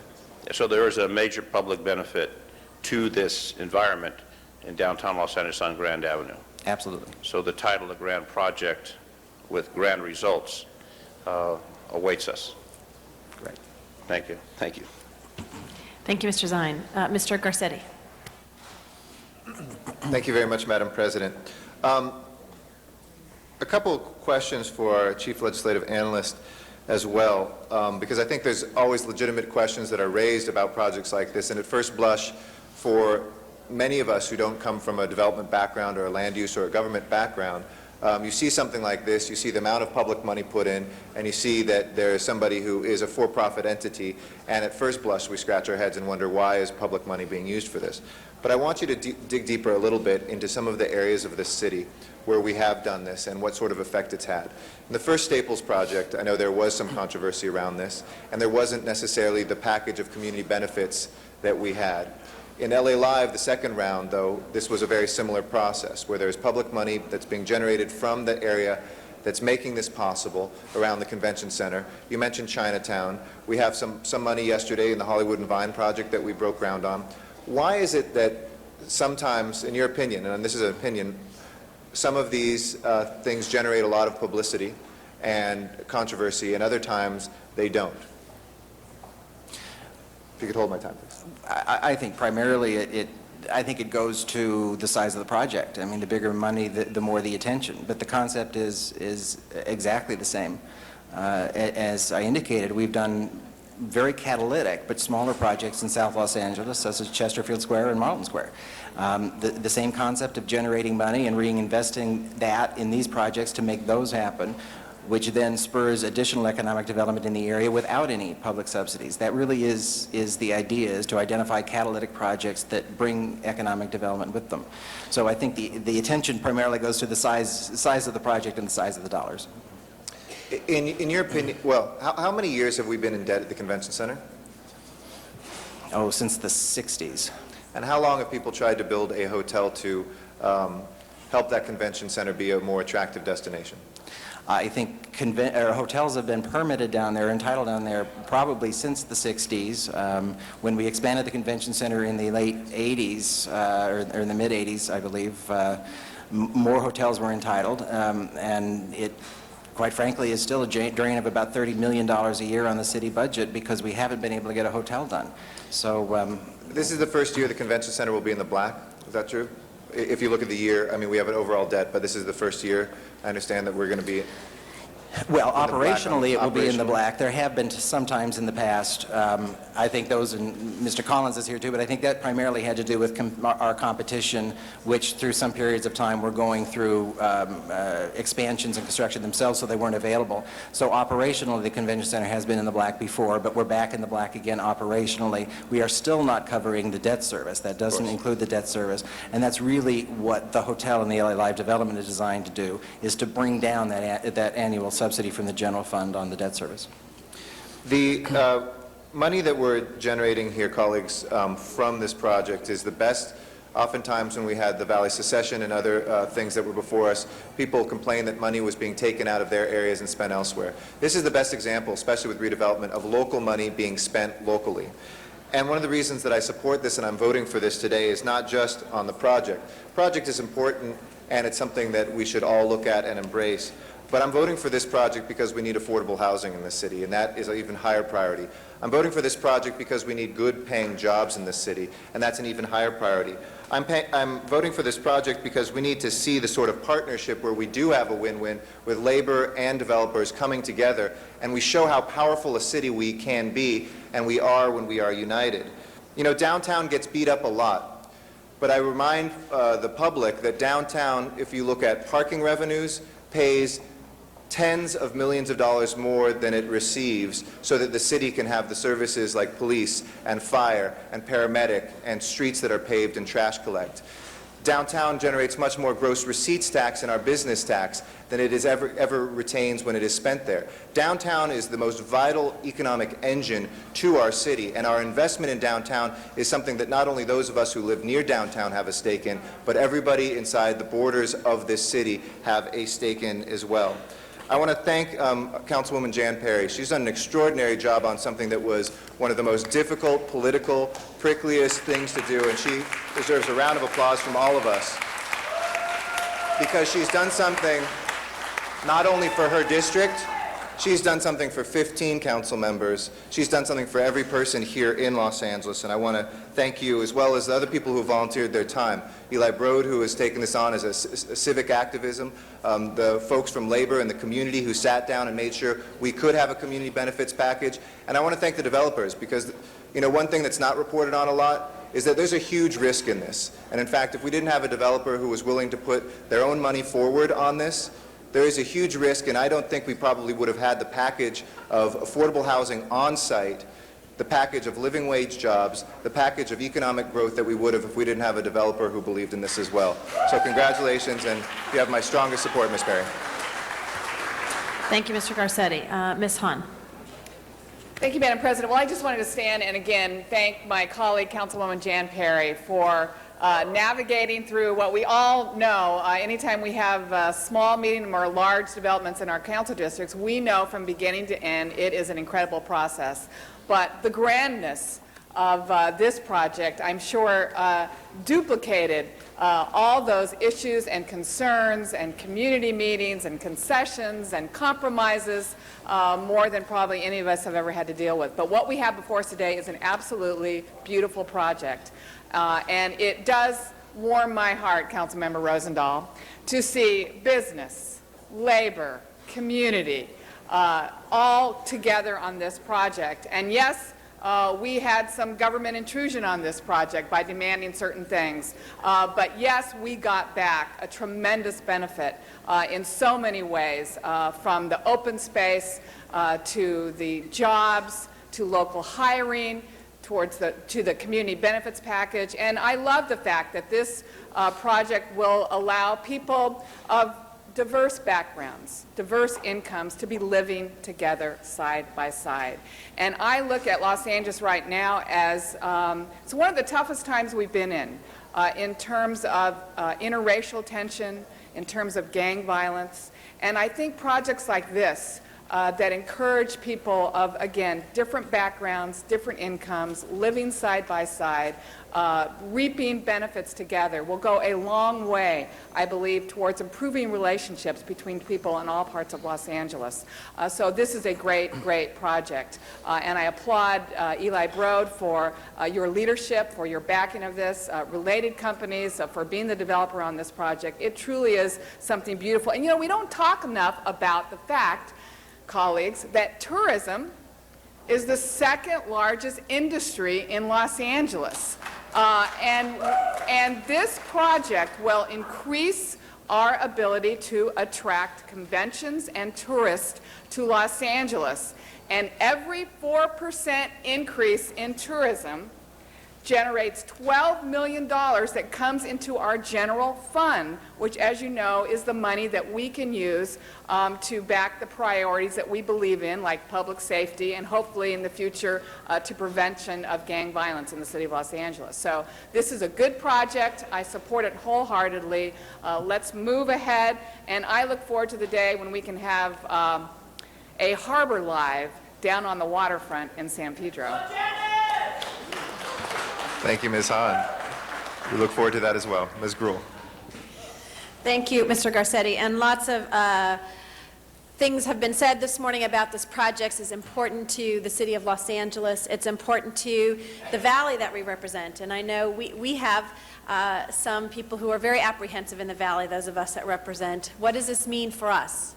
Well, what it means for the San Fernando Valley, what it means for the city, is the ability to help attract people to that downtown. It needs more money. It needs more money for the city of Los Angeles so that we can have more fire and police, that we can repair our streets, all of that, because, and we know this, both labor and business know this too, with a good economy, where people can afford to live, where they can walk to a location, they're going to invest in the city of Los Angeles.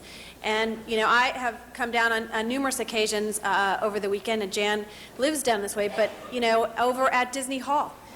The excitement that you see with the kids, and my 3.5-year-old were there on a Saturday morning, people walking on Grand Avenue, people going to Mocha and being able to cross the street and go to Disney Hall. That's what we want to see downtown.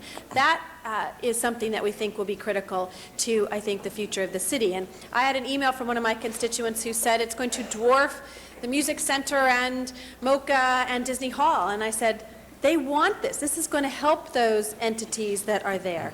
And she talked about open space. I said, this is going to make the park that has existed a very long time, that, you know, goes from the Music Center to here that no one knows about, no one uses, and has more cement than grass in that area. And I think what we're going to see in the design that this committee has put together, and with the leadership, as everyone has said, of Jan Perry, because Jan is one of those who just looks straight ahead, does what she needs to do, gets people involved, and community support, and sometimes quietly gets that done. And the people that are here today have made it possible. And so I wanted to stand and support this project. And as Eric mentioned, I've talked about this before when we were voting for the hotel down near Staples.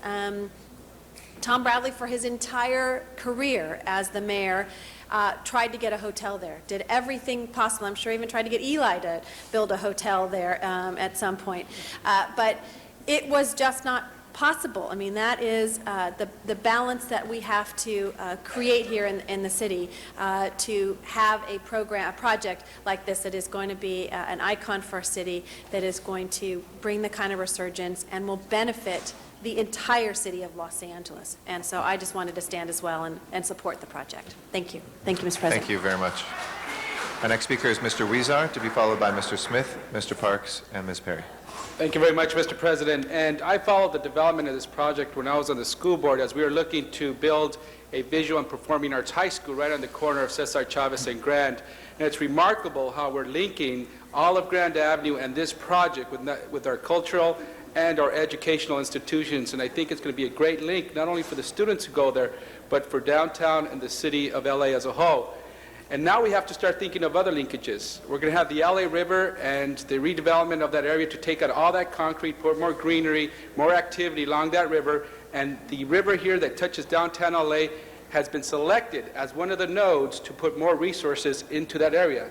So can you imagine the next 10, 15 years what downtown LA will look like when we fly over Los Angeles and we see beautiful Grand Avenue project there, a green, luscious river with Staples in the area they're developing, not to mention the area that I represent in downtown LA, the Arts District, that we're seeing a lot of activity there with the historic core.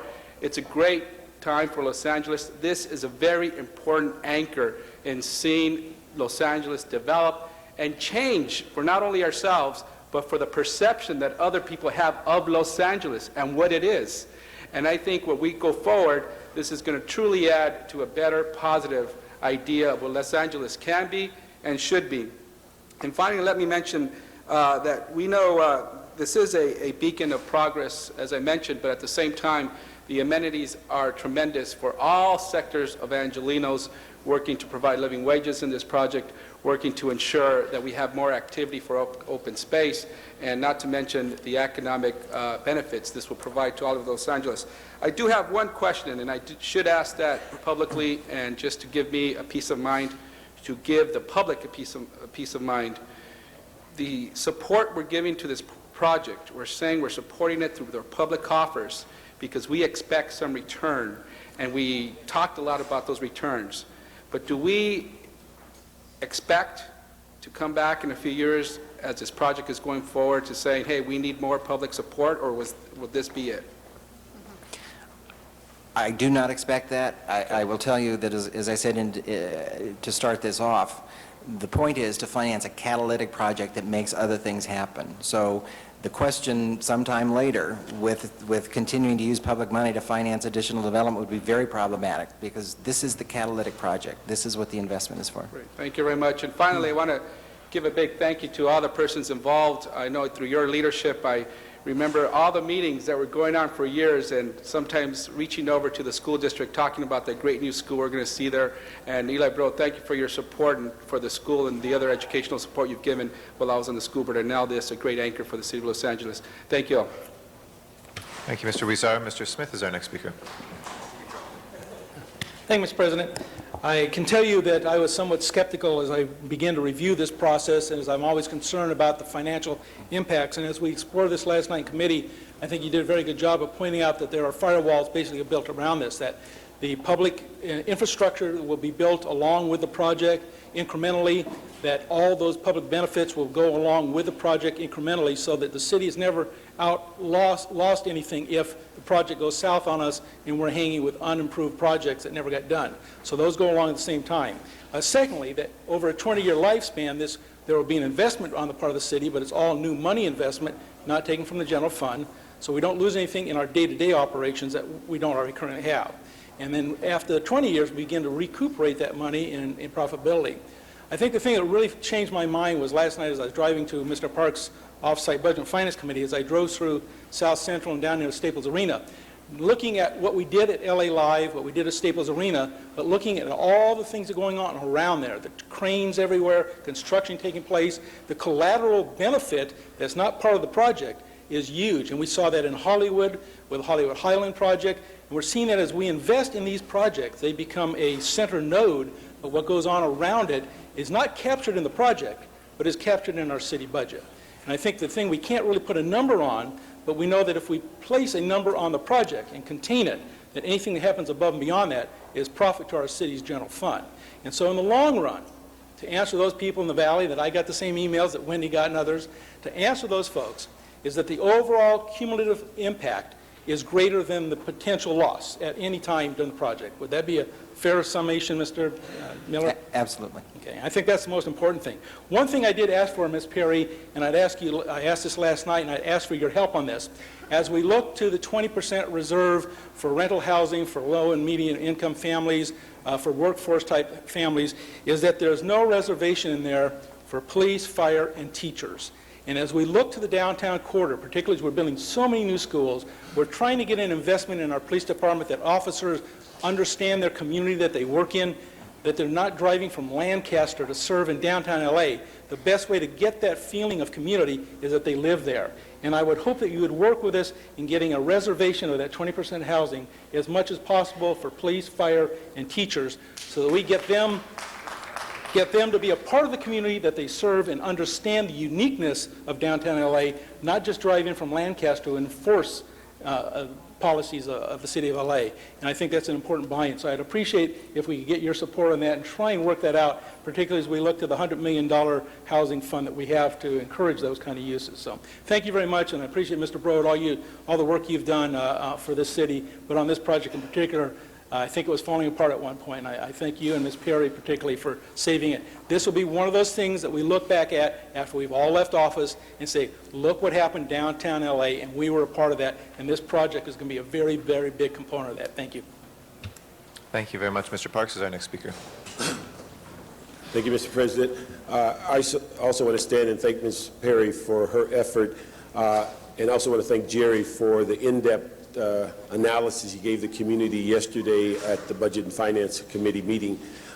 When we talked to the community after that presentation, it's the first time they had a real clear understanding in how in-depth this was. When you talked about the firewalls and the sits of the city funding, it was clear that that was protected because many news stories gave this impression that it was a giveaway program.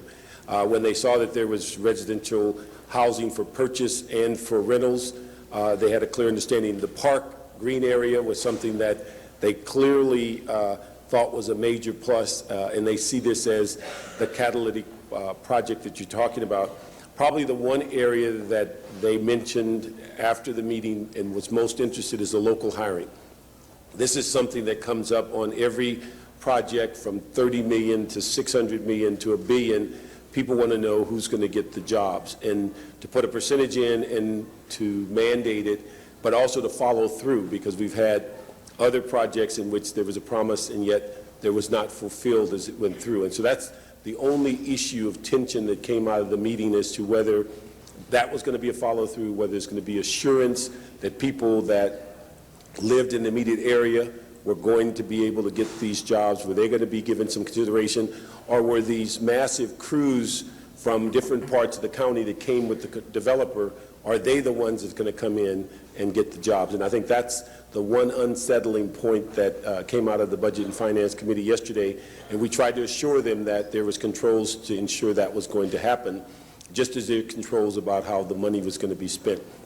So I just want to say thank you, because that was the clearest understanding from you and the CRA that the community has had in South Los Angeles about something in another part of the city. They read about it, they hear about it, but they've never had that upfront discussion where you laid it out just in plain language as to what they could expect, and then begin to see that this is going to be a reality in most of our lifetimes. So thank you very much. Thank you, Mr. Parks. Ms. Perry. Thank you very much, Mr. President. And just to close, I really want to also thank the staff who worked so hard for several years on this project, and I want to acknowledge the great effort of Martha Wellborn, who worked very, very hard, and David Rigatello. I don't know if David is here. David, there he is. David Rigatello from the Redevelopment Agency, and while as elected officials we're supposed to be beaten up, they're not paid to do that, and they took the stress of this project and moved it forward professionally, very capably, and I just wanted to acknowledge that, because too often the folks who are, behind the scenes go unrecognized. I also want to again reiterate my appreciation of the incredible leadership of our chairperson, Supervisor Gloria Molina. She said out of the gate, if we can't get a park and open space for all the people of Los Angeles and Los Angeles County included, then there would be no reason for her to do this, and she held fast to that. And I would credit her in large part for ensuring that the developers understood the highest priority, or one of the highest priorities, to bring open space and to make it available for all of us, all Angelenos. And the fact that they were so willing to work with us side by side, the sense of connection between the city and the county in moving through this process has been unprecedented, and I hope it portends something even greater in the future. The issue of local hiring is one that we had to wrestle with every time we have a project of this magnitude. I think this project has gone well beyond what we have done in the past, and between this project and the expansion of the Staples project, it's led to our creating a working group to prepare a draft of a local hiring ordinance so that we can stop doing this dance each and every time we have a project of this magnitude, and put it out there, put it on the table, so that when a developer makes a proposal, they'll understand what their obligations are coming in, and we'll be able to bring that forth in the next few months. So with that, I hope that we have a unanimous vote and move this forward and make this the city that we deserve to have. Thank you, Ms. Perry. Mr. Labange. I'm sorry I wasn't able to hear all what you have done to help this happen, but I wanted to rise and salute you for the work that you have done, and your staff and others, and Mr. Miller, but really Jan Perry, because you've done your homework on this. You've created the opportunity to have a win-win for a lot of people, and I can only say that it's a wonderful job that you do in creating this sense of downtown with others, because that's what it's all about. This city's just 225 years old, and we're remaking it every day. And this improvement, this grand improvement for Grand Avenue, will only make it a better city for all of us. I just wanted to rise and thank you. Thank you, Mr. Labange. That closes our speaker queue. So with that, Madam Clerk, please prepare the roll and tabulate the vote. 13 ayes. That is unanimously approved. Please forthwith if there's no objection.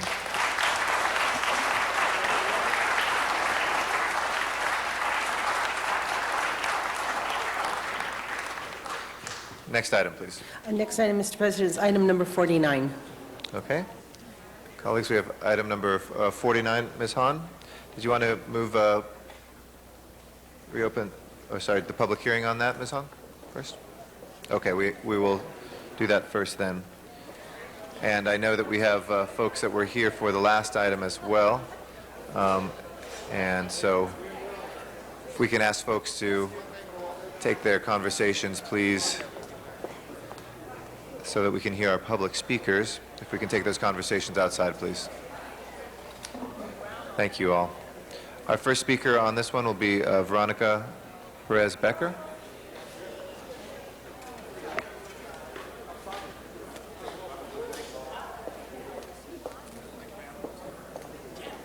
Excuse me, sir, if I could ask you to step to the side so we can have our podium cleared. Thank you. I'm Veronica Perez Becker from the Central City Association. Within 1 month of this council's vote to extend the living wage ordinance to hotels beyond city contractors, over 100,000 of your constituents told you loud and clear that they felt the city had overstepped its boundaries. This council voted to rescind the ordinance, telling those 100,000 petitioners that a referendum would not be necessary. Yet, here we are, less than 2 weeks later, considering an ordinance that is substantially the same.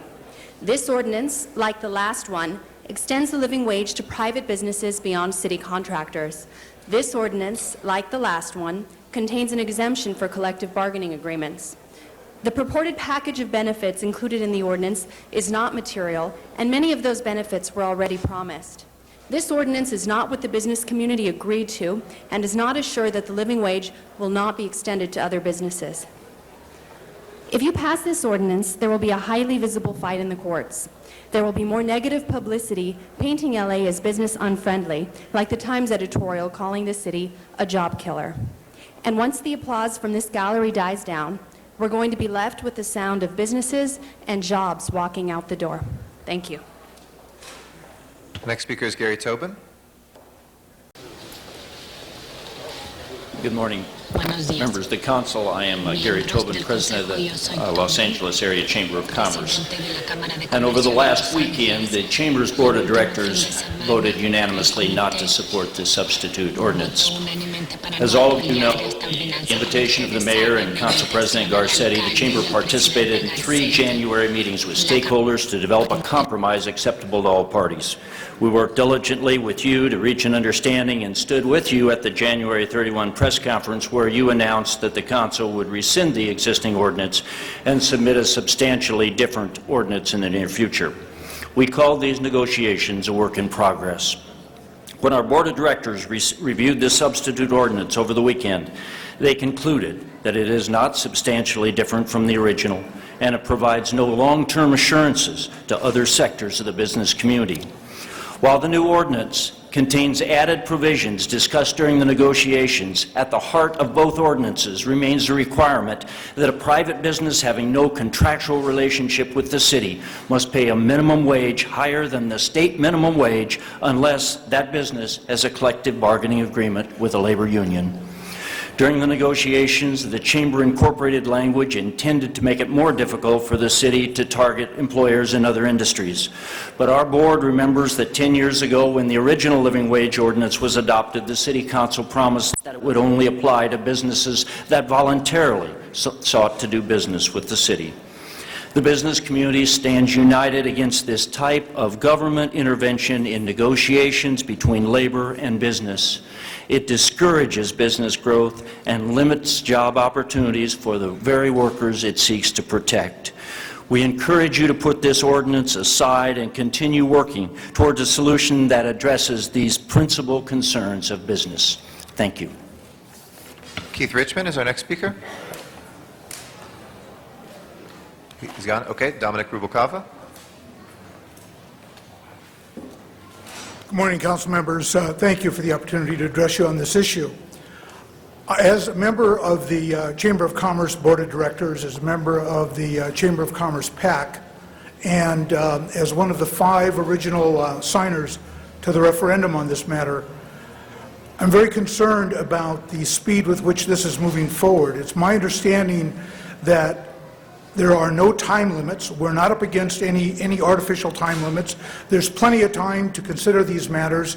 There's plenty of time for the representatives to continue to meet with the business community, and I implore you to do so.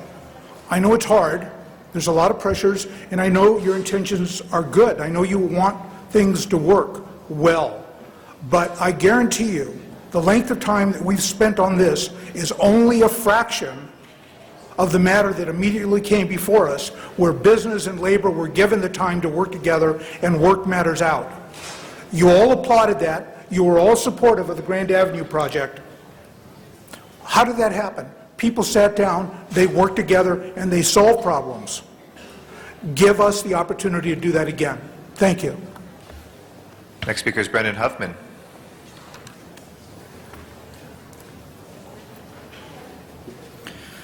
Good morning, council members. I'm Brendan Huffman with VICA, the Valley Industry and Commerce Association. We're starting to hear a similar theme from previous speakers, so I'm not going to be redundant. But I do want to say that VICA is very aware and concerned that 103,000 Angelenos signed a petition to qualify a referendum on this issue for the May 15th ballot. And we would like to see that initiative put back on the ballot. The new ordinance is very similar to the previous ordinance, and some of my members in the Valley think the new ordinance is worse than the original ordinance. So we'd like to see it back on the May ballot, not February 08, not March 08, but May 15th, 2007. I would also like to recognize some of my friends from the Valley who are here. You heard that Assemblyman Keith Richmond was here until a few minutes ago. From my board, we also have representatives from the United Chambers of Commerce, the Mid-Valley Chamber of Commerce, the North Hollywood Chamber of Commerce. Again, thanks for your consideration, and please, let's look at putting this back on the May ballot. Thank you. Thank you. David Voss is our next speaker. Not here. Cindy Bolton. After that will be Lori Hughes.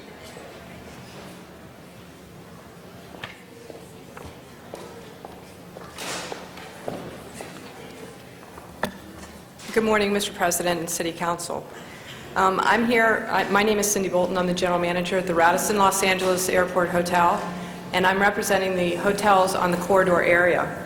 On behalf of the hotels, Century Corridor, I'd like to make the following statements. We, the hotels, hotel representatives, never agreed to the compromise on this issue.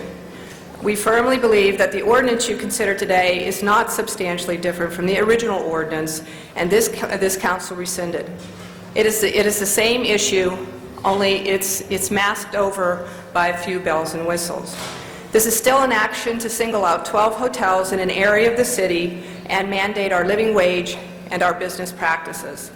As it is not even remotely different, this proposed replacement ordinance ignores the will of over 100,000 Los Angeles voters who signed the petition to repeal the living wage ordinance. For these reasons, we ask you to vote no.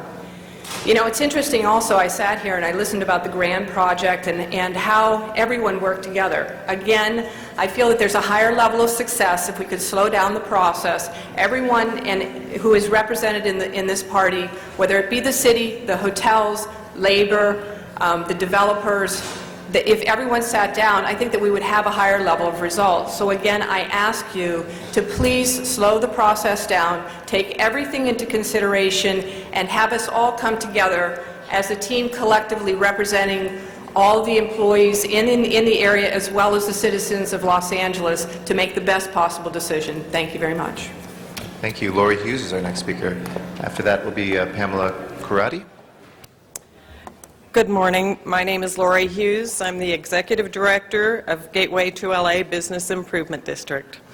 On behalf of the members of Gateway to LA, I respectfully request your no vote on the proposed living wage ordinance before you today. First and foremost, this proposed ordinance is not significantly different.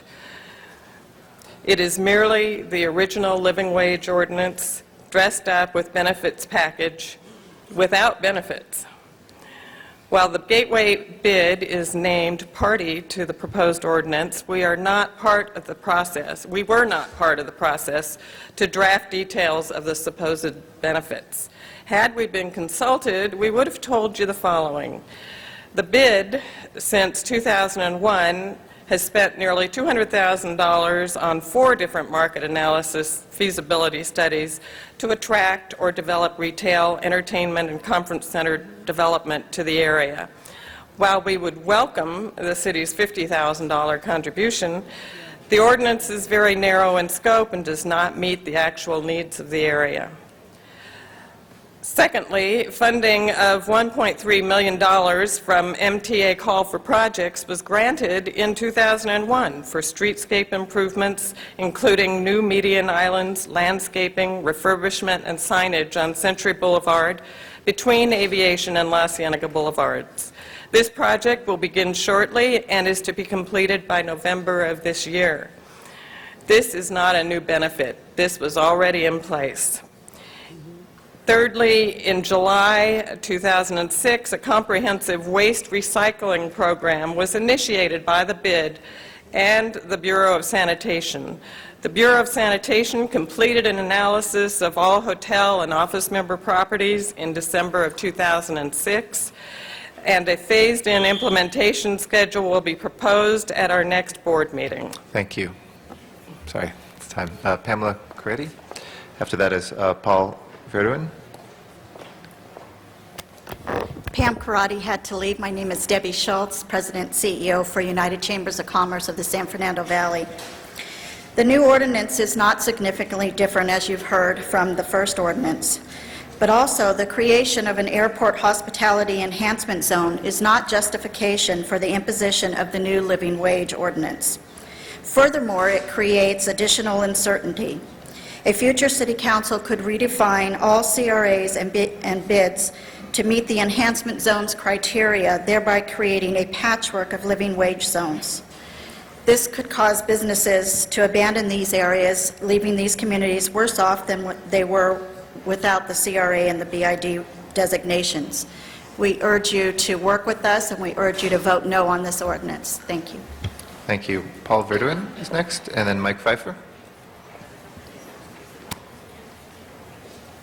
Good morning. My name is Paul Verdoin with Courtyard Marriott LAX, representing the Century Boulevard hotels as well. I also want to reiterate that many of what other people have said, that this ordinance is not substantially different, and we were involved in some dialogue with you, and I want to reiterate what Cindy had said earlier, that it sure does seem to be a big rush to get this pushed through without continuing dialogue. We just received the ordinance last Thursday for the first time. It needs to go to a committee. It needs to go through the proper processes. I urge you to take the appropriate steps and really discuss this, work this out, make this a successful thing. We want to be a partner. We are here wanting to work with the city and labor to make this work. Thank you.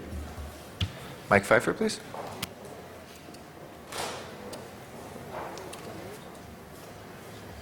Good morning, Council President. Actually, a little bit afternoon. And members of the Council, I'm Mike Pfeiffer. I'm the Executive Director of the Hotel Association of Los Angeles. We're a nonprofit association of over 90 hotels and 50 suppliers to the hotel lodging industry. We also enjoy working very closely with the California Restaurant Association in our position. While this replacement living wage ordinance contains some very attractive enhancements that we certainly would look forward to discussing further, the ordinance truly fails to meet the requirements to be substantially different from the living wage ordinance that has been rescinded. As was distributed to you, and I'd like to certainly redistribute this and enter into the record this is a letter from our legal counsel, George Kiefer, with Manat, Phelps, and Phillips. In essence, it says that focusing on the principal feature, which is the application of the living wage regulation, we feel the court will conclude that this living wage ordinance, in its essence, is the same as the previous living wage ordinance and therefore is invalid. We do look forward to continuing dialogue with the council and with the staff, and certainly with other members of the city, to come up with some resolution of this issue. Thank you. Thank you. Victor Viereck is our next speaker.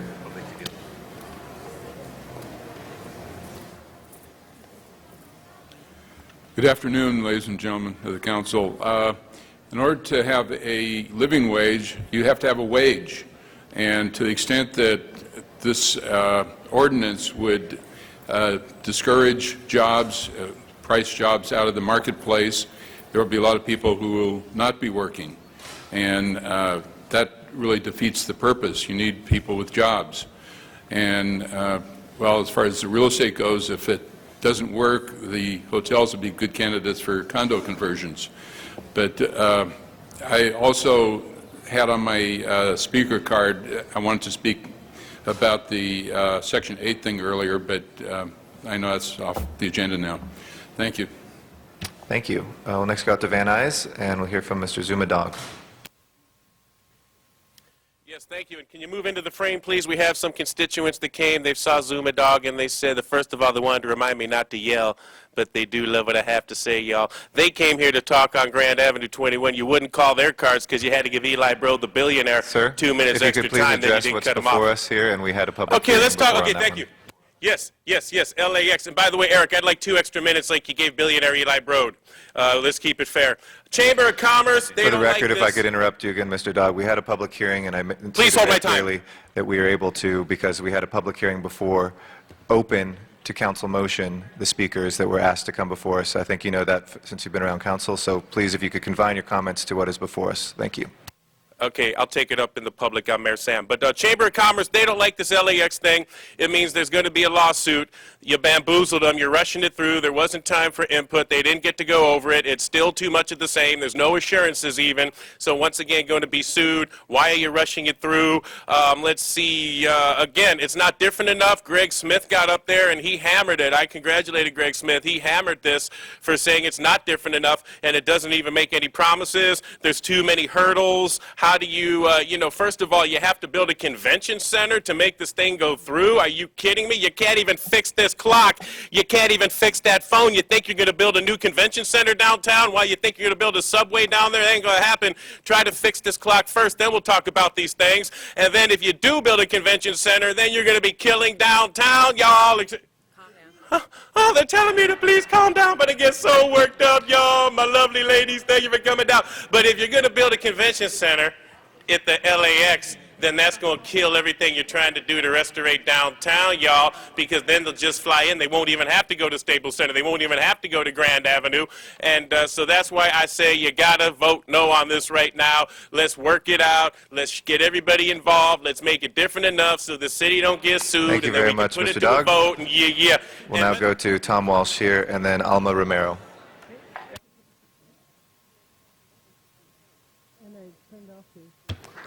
Tom Walsh? Tom Walsh, Hotel and Restaurant Workers Union. This ordinance preserves a living wage for hotel workers on Century Boulevard, who are among the lowest paid hotel workers in the city, even though these hotels take in the second most revenue of any submarket in Los Angeles. This ordinance is different in several key ways from the living wage ordinance adopted in November. First, it commits the city to investing in the corridor, something the hotels have long called for that we believe will benefit workers, hotels, and business. Second, it creates a framework for future investment, both public and private. Third, it establishes a clear set of requirements for future living wages, standards that will ensure that a tool such as this is used only where it addresses a clear need and after substantial debate. Fourth, it requires the city to both evaluate the ordinance as it stands and to determine how it can best help employers provide affordable health care. Finally, it phases in living wages, giving employers time to implement the ordinance. These were the issues identified by the hotel and business representatives, and we believe these new elements have created a new approach to this subject. A yes vote today sends a strong message that the council is committed to reducing the ever-growing gap between the rich and the poor in hotel worker jobs that can't be exported. We urge a yes vote. Thank you. Thank you. Alma Romero. Our next speaker is Alma Romero.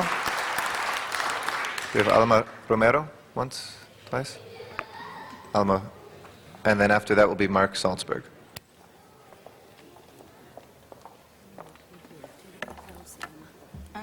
Buenos días. Good morning. Mi nombre es Alma Romero. My name is Salma Romero. Mis compañeros y yo nos encontramos en serios problemas con nuestro trabajo. My coworkers and I are going through a very difficult time at work. Por muchos años hemos trabajado muy duro. For many years we've worked very hard. Vivimos en condiciones de pobreza. We live under conditions of poverty. Tenemos trabajos inseguros. We don't have our jobs secure. No contamos con un seguro médico accesible. We cannot afford the health insurance para nuestros ingresos. Based on our income. Este salario digno.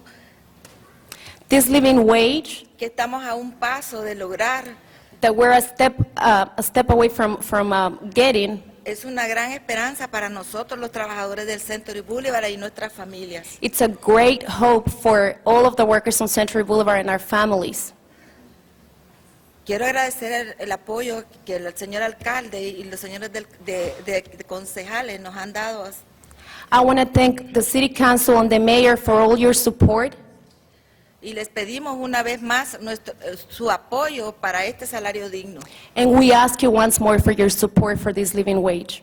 Es triste oír aquí a estas personas decir que les están imponiendo este salario cuando lo que ellos quieren es llevarnos a vivir a una extrema pobreza. It's very sad to hear these people here talk about how they're forcing this living wage. And what they really want to do is just to take the workers to live in extremely poverty conditions.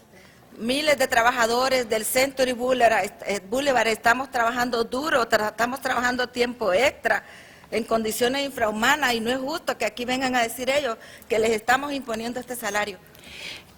Thousands of workers on Century Boulevard are working under terrible conditions on that boulevard. And it's very sad to hear that they're saying that they were imposing something on them. Yo les quiero decir aquí a todos ellos, a toda la industria hotelera, que este es un paso que hemos ganado y vamos a seguir adelante, vamos a seguir luchando por un trabajo digno, por un trabajo seguro, por respeto. And I want to tell them that this is just one more step to get what we want, but we're going to keep on fighting until we get jobs that are quality jobs and with respect. Y vamos a seguir luchando porque no solo merecemos un salario de 10.40, merecemos más, porque nosotros los trabajadores en nuestro trabajo damos el 100% y vamos a seguir. Esta lucha es solo un escalón que hemos subido y vamos a seguir luchando. And I want to tell them that 1040 is just a step ahead, but it's not the end, because we deserve a lot more, and we're going to keep on fighting. Nosotros como padres de familia, en mi caso yo tengo mis hijos en la universidad, todos tenemos hijos, queremos un buen futuro para nuestros hijos. As a family member and as a parent, I want the best for my kids, and I want the best for my kids. No queremos que nuestros hijos sufran lo que nosotros estamos sufriendo. I don't want my kids to go and suffer what we're suffering. Seguiremos subiendo escalones y les vamos a probar a la industria hotelera que vamos a lograrlo. We're going to keep on escalating this, and we're going to show this industry that we're going to win. Thank you. Thank you. Mark Salzberg, our next speaker.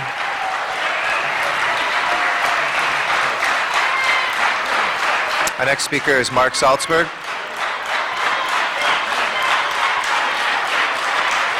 Folks, if we can, Mark Salzberg is our next speaker.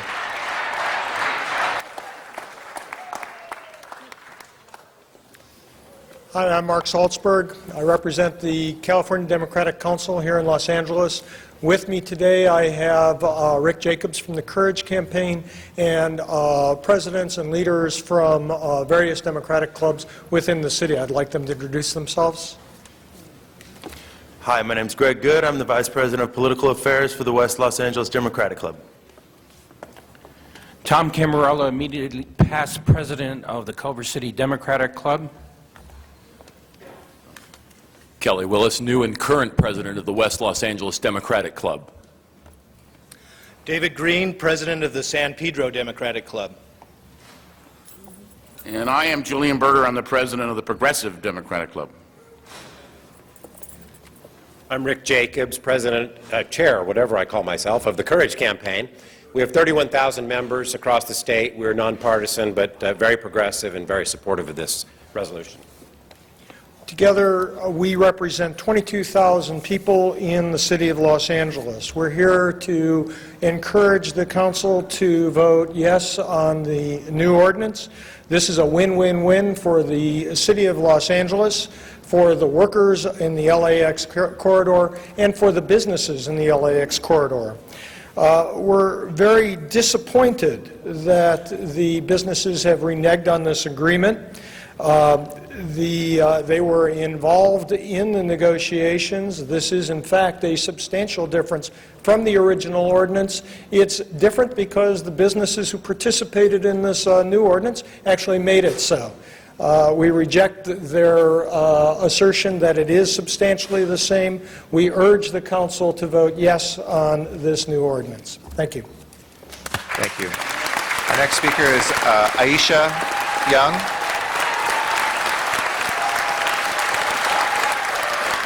Our next speaker is Aisha Young. Is Aisha Young here? Aisha Young? Not okay. Reverend David Farley.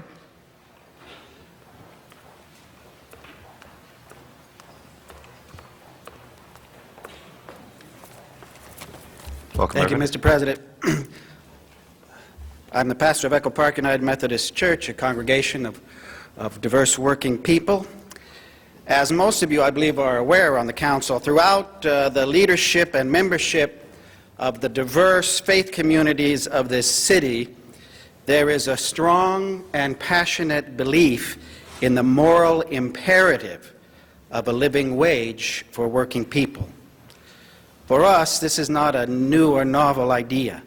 This is an old and spiritually rooted idea that's present in the scripture of all our traditions. So we have been moved, many of us across different faith lines, to be present with and support the hotel workers of the Century Corridor as they struggle to move their piece of history in the direction of justice, and so doing, move us all to take an important step toward improving the quality of life in this city for all. We know that this is one step in the march toward a just and decent quality of life for all in this city. We know that this is one step in that march, that there are low wages, an enormous gap between rich and poor, a crying need for affordable health care. There's much out there. There are many steps ahead. And so I'm here today to encourage you to do your part in enabling us to take this step as you have been taking, that you continue to support these steps toward justice, and that you stand strong against the interests arrayed against it.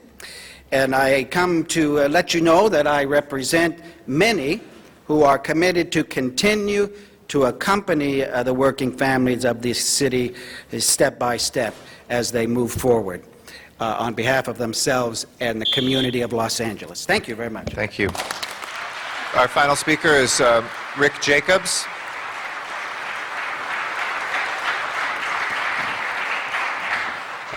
Mr. Jacobs. Thank you, Mr. President. The Courage Campaign, as I mentioned, has 31,000 members in the state of California. We circulated a petition in December that we delivered to the hotel workers who were fasting in front of the hotels on Century Boulevard. We did that because our members believe that this is actually an issue, a very fundamental issue of fairness and, frankly, of capitalism. If capitalism is going to work in this country and in this city and in this state, it's going to work because those at the bottom have the opportunity to rise and to help close the gap. If we don't provide that mobility, the system becomes inflexible and it will break. I see this as also as an investor as a very, very simple yes. It's a yes because in the long run, investing in people is what makes companies stronger. This is not a win-lose. This is only a win-win. I would urge you to pass this ordinance. Thank you, Mr. Jacob.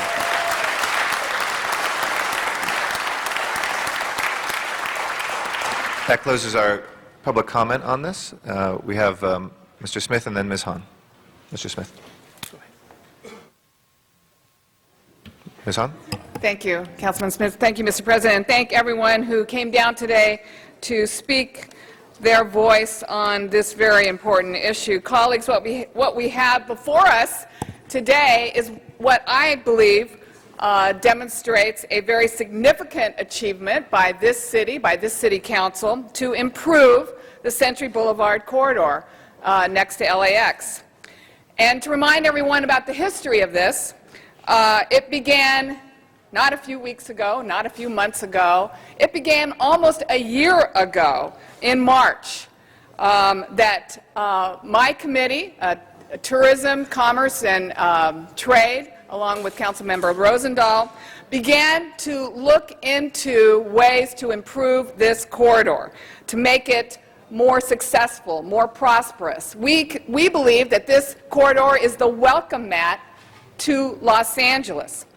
And among other things that we began to discover the plight of the workers, the hotel workers that make those hotels thrive. They are the face of hospitality for Los Angeles. And we found that many of them had been working many years, sometimes 20 years, for one hotel, and yet did not make a decent wage. We learned that they did not receive their hard-earned tips that they should have been getting. And we learned that many times they were fired because a hotel changed its name or changed ownership. So we introduced an ordinance that addressed those concerns. And the corner piece of that, in my opinion, was making sure that 3,500 hotel workers along the Century Boulevard corridor received a living wage. And let's remember, a living wage is a little over $9 an hour. And if they're lucky and work full-time, we're talking about $19,000 a year. That is the government's definition of poverty. And these workers want to be home at night. They want to be with their families. They want to be helping their kids with their homework. They want to make sure that their kids are doing well in school and are staying out of gangs. They want to attend school events and parent-teacher conferences. Instead, many of them were working 2 to 3 jobs just to put food on their tables and to keep their homes running. They want a basic quality of life, and we want to help provide that for them. And by the way, after we passed that ordinance, the business community decided to get enough signatures to do a referendum on that ordinance. And I will say unequivocally, they did not get 100,000 signatures of people who wanted to overturn this ordinance. They got 100,000 signatures of people who wanted to vote to give the living wage to people in Los Angeles.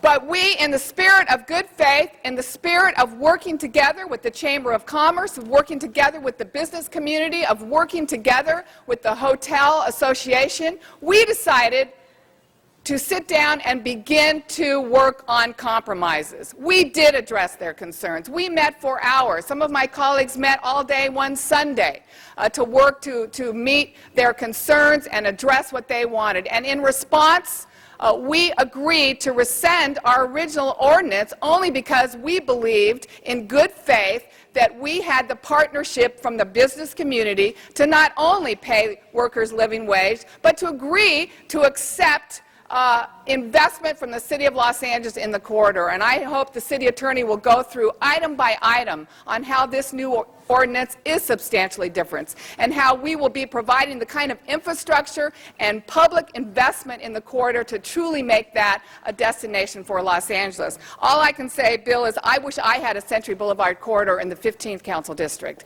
because you will be getting so much investment and so much help from this city to truly revitalize that area. It's an excellent thing. But it's unfortunate today that what we're hearing now is the business community going back on their word, going back on their negotiations, going back on the hours that we spent working with them to address their concerns. And for them to say that this provision, this new ordinance only has bells and whistles is just absolutely not accurate. This is not an appearance of being different. This ordinance is substantially different, and there will be great improvements. And for those who say, what's the time limit? Why are we rushing this through? Let's go back to the table and negotiate. Let's go back and concern. Here's the time limit. The time limit is every one of those workers who right now is not making a decent living wage, and I don't think we should wait any longer.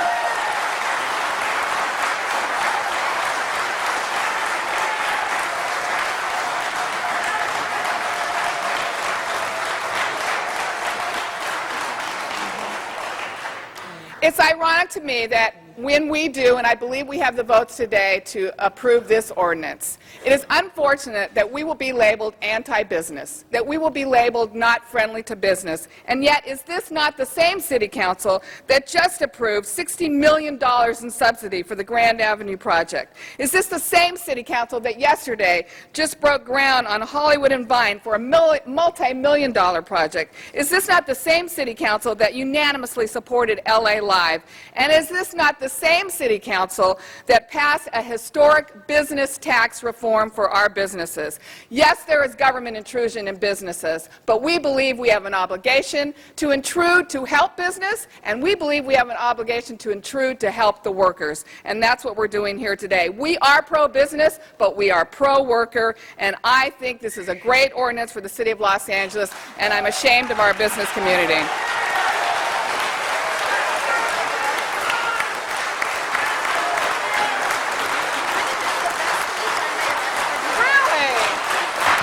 Our next speaker is Mr. Smith.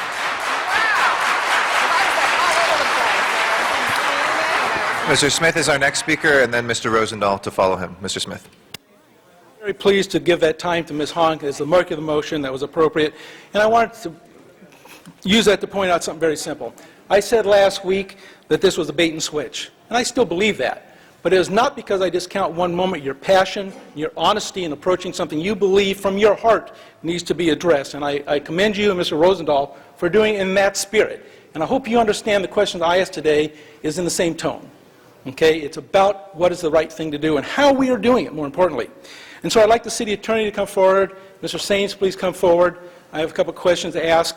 And while you're coming forward, it's going to be dealing with the concept of this is substantially different. Very simply stated, the original ordinance was a living wage ordinance. It was titled that. This ordinance is a living wage ordinance. It is titled that. How can you say when the centerpiece issue is the living wage, and that's the majority of this issue, that this is any different than the previous ordinance? How can you say there's a substantial difference when the very core of the subject is exactly the same?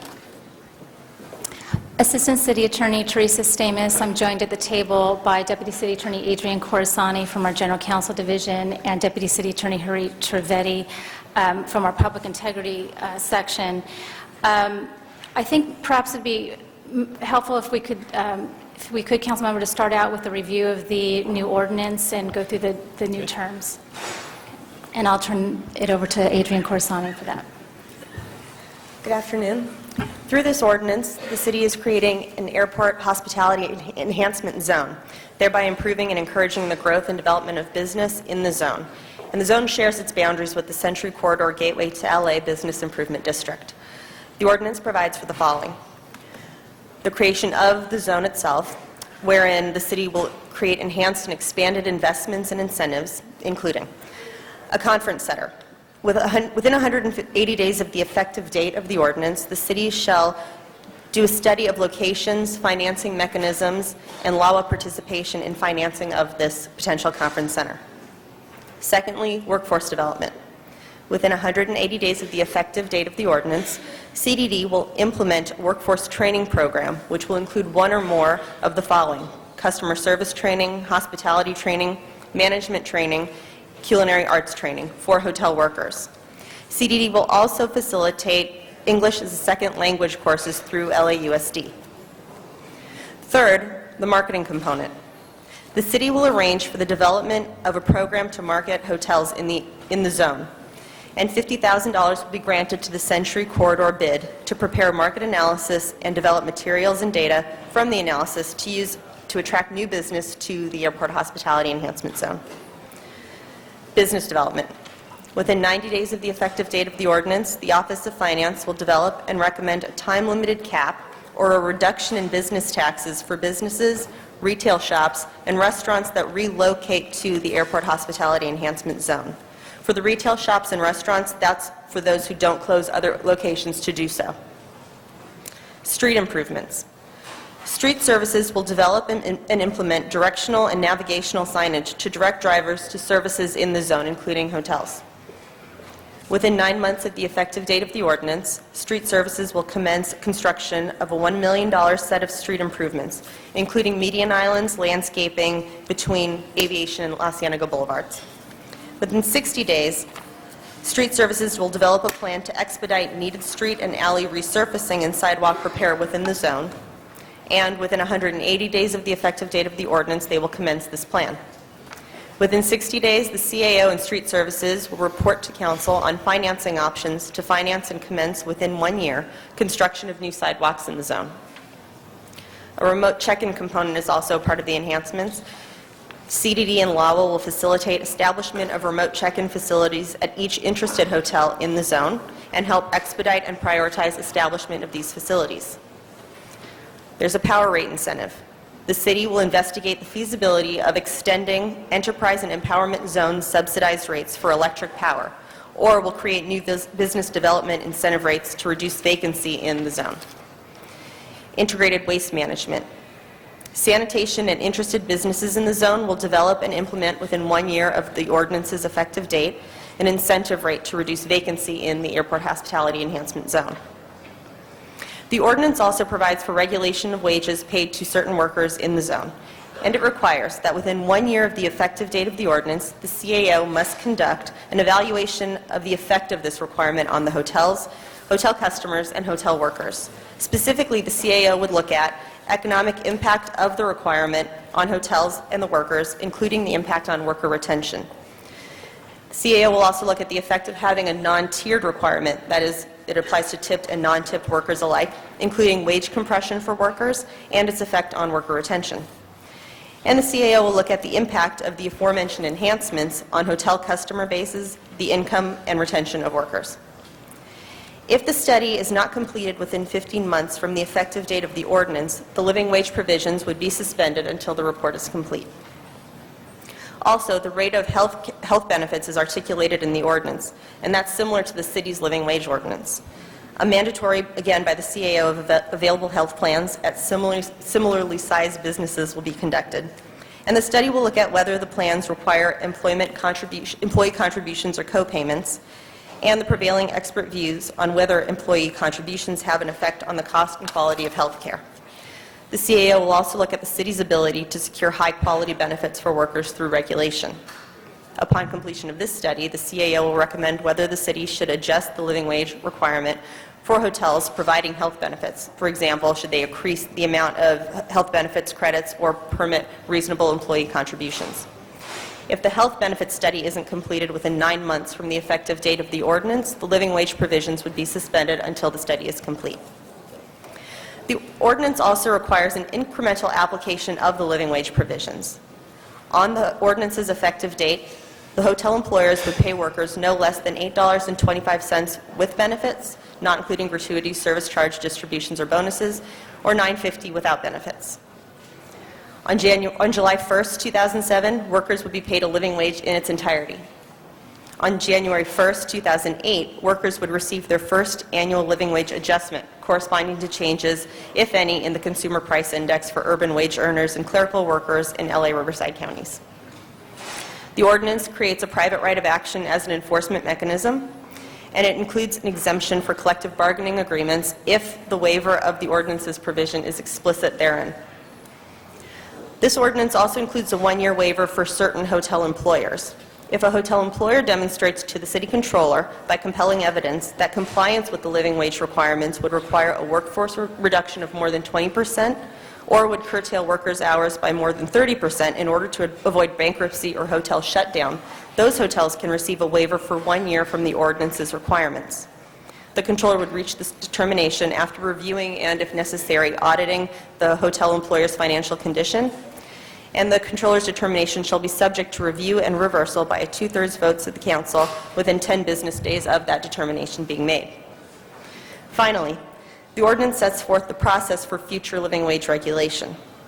If the city wants to impose requirements on a business entity that does not have a business relationship with the city, council must secure a study that looks at the effect of such regulation on the target industry or the location, on consumers and clients, on the city's ability to retain and attract new business to the area being affected, and council shall hear public testimony regarding the study at least 2 weeks before acting on any living wage proposal.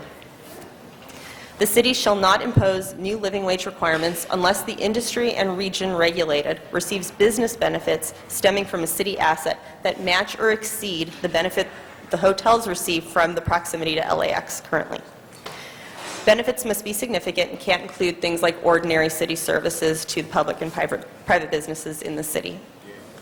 But if the industry being regulated has so many employees being paid less than a living wage as to have a significant negative effect on the city economy as a whole, then the earlier requirements, the study and the limitations, shall not apply. In that case, the industry in question must have more than 15,000 employees working in the city, and before it acts, council must request a panel of 3 economists, chosen by specifications outlined in the ordinance, to submit a written report to council expressing an opinion as to whether the industry in question does have more than 15,000 employees, and that the number of employees being paid less than a living wage is so substantial as to have a negative effect on the city economy. Thank you very much. And what you just did is exactly what I've said all along. That is the bait and switch. And the reason is very simple. What survives from the original ordinance and survives in this ordinance are 4 things. A living wage ordinance, the opt-out opportunity for unions if they collectively bargain, a bid enhancement, which any area of the city gets. I mean, they could do it right now if they wanted to, because we put it in the budget. There's $50,000 for any area that wants to organize a bid. And finally, $1 million for street improvements. Those are the only things that are under the force of the law of this ordinance that will survive, because the rest of the language is the bait and switch. You say, we the city, we will investigate, we will study, we will facilitate, but there's no force of law in any of those. Because if we don't do anything beyond study the heck out of it, nothing happens except the living wage, the union opt-out clause, and those 2 budget issues. Nothing's new. Nothing is substantially different. And that's the point I've been making all along. This is not substantially different, and we're putting ourselves at great, great risk. Let me ask the city attorney, I'll stop my time when we're done, a question. Would you please explain the Stratham case and the Martin case as its applicability to this instance? Yes. Ironically, the Stratham case is a case where the court found that the new resolution was substantially different and let it go. I know that that was something that was cited by opposing counsel. The Martin case is a case where it was where the city sought to lease for commercial purposes city land. That initial legislative enactment was subjected to referendum or a referendum petition. The council then introduced a new legislative enactment that essentially only changed the lease term. And that was held to not be different enough from the original. We have in California that we could find 5 published cases where the California courts have specifically addressed whether a proposed new legislative enactment that was introduced after following a referendum petition was essentially different enough from the previous. In 2 of those cases, the Martin case that you mentioned, as well as the Lindelli case, which was another case where a contract was let and the council, in response to the referendum petition, only changed the term. In those cases, the court said that those changes did not make the new enactment different enough and struck them down. In 3 cases that we know of, the court found that the new legislative enactment was different enough. To give you an example, in the city of Sausalito, the city passed a legislative enactment to preserve the waterfront and to seek to purchase the property and then set it aside for park purposes. In doing that, they identified a foundation and a means in order to finance that coming to fruition. That was referendized. In the follow-up enactment, the city again expressed its desire to preserve the waterfront and purchase the property, but did not, but left out the designation of a foundation and the additional terms. And there the court found that that was different enough. Here we don't have, and that's all pretty much the case law we have to guide us. There's the Strathmore case that you mentioned, but unfortunately the court in that case does not go through an analysis where they really describe the differences. They just conclude in that case, which was an LA case involving the regulations of taxi cabs at Union Station, that they thought that the new legislative enactment was different enough. We're dealing with, frankly, in some cases, very old case law. It's scant, and it's going to come down to a factual analysis by the court. But based on what we see in the cases, we've seen sort of one extreme where they've struck it down and they really adhere to this essentially different test. In those cases, I think undeniably the council made very minor tweaks.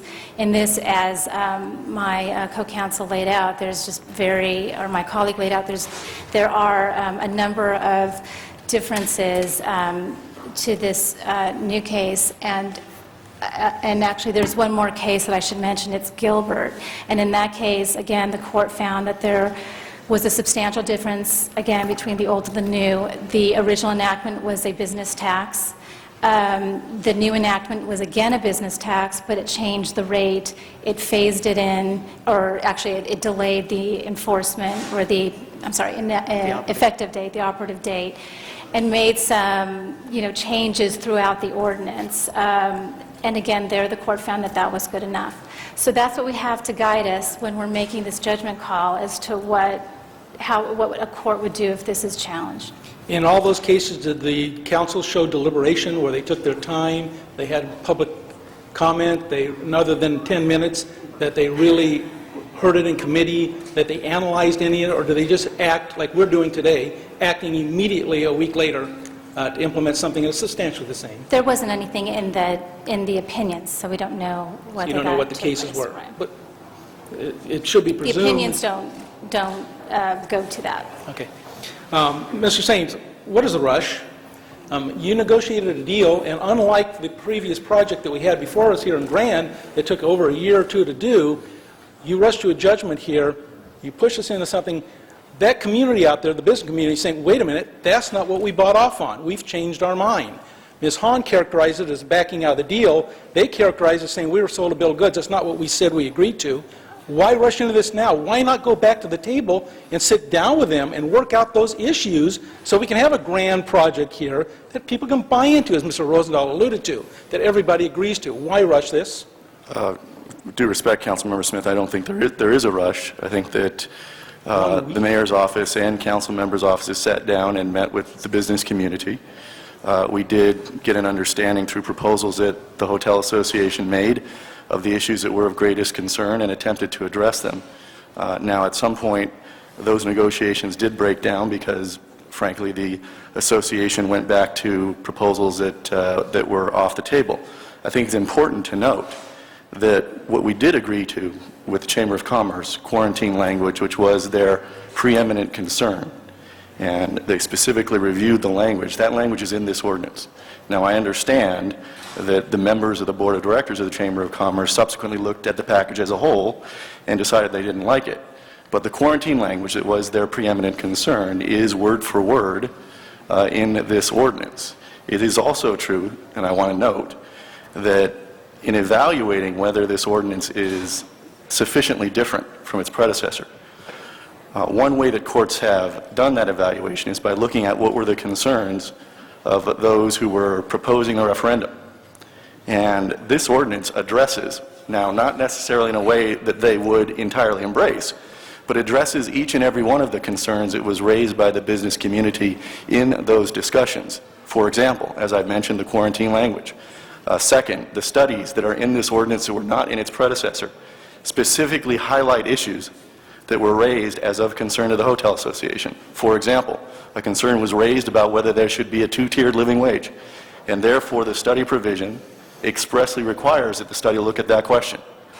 Second, they raised a question about whether there should be allowed employee contributions to health benefits. So the health benefit study, which is new, specifically requires that that issue be addressed. In addition, I took a look at the submitted ballot argument from the proponents of the referendum. and we made an attempt to address the concerns expressed in that ballot referendum argument as well. For example, the concern was raised, as it was here today, that the living wage element of this ordinance would somehow require hotels to reduce hours or reduce their employment. Because of that, we put the waiver provision that was not in the predecessor that specifically provides for the controller to do a review, and if it can be shown that those effects would occur for a specific hotel, then there would be a one-year waiver. Second, in that submitted ballot argument, there was a concern that I think is overstated, but it was there in writing, that somehow employees had the right to individually turn down health benefits that were being offered to them and therefore receive the higher wage. So we put in the provision that's in this ordinance, it was not in its predecessor, that says that is not the case. It's the employer's prerogative alone whether to provide the health benefits that are envisioned under the living wage portion of the ordinance or not. So each of the differences, and I have left out, because I know you're familiar with them, the incentives and investments, but those were also a concern of the business community because of the notion that this was not adequately supported. Now, I disagree with that as a legal matter, but we made an effort to address it by putting in the 2-3 pages that are here about incentives and investments. So with respect to each of the concerns that were raised by the business community, we took the time and worked to make sure that they were addressed in the ordinance. Now, again, that doesn't mean that they support the outcome, but each of their issues was raised and meaningfully addressed in the ordinance. No, what it says is you addressed it. It doesn't mean meaningful because their interpretation is meaningful and yours is different. And that's why I ask you again, what is the rush, Tom? Why do we have to do this today? Why can't you go back to the table and try and resolve those issues what they say exist? Because they say you didn't resolve them, you just mentioned them. Again, I don't think that this is a rush. I do agree we have a difference about how substantively effective those provisions are, but I believe they meaningfully address those issues. And I just want to add, for it to be essentially different, not essentially the same ordinance, doesn't mean that the proponents of the referendum have to agree with it or like it. It does mean that you have to grapple with the issues that they raised, and that's exactly what this ordinance does, and that's why it's essentially a different ordinance. Now, I will say to you that you know the mayor's office has, from the beginning of the consideration of this ordinance, wanted to make sure that there was a considered and careful review.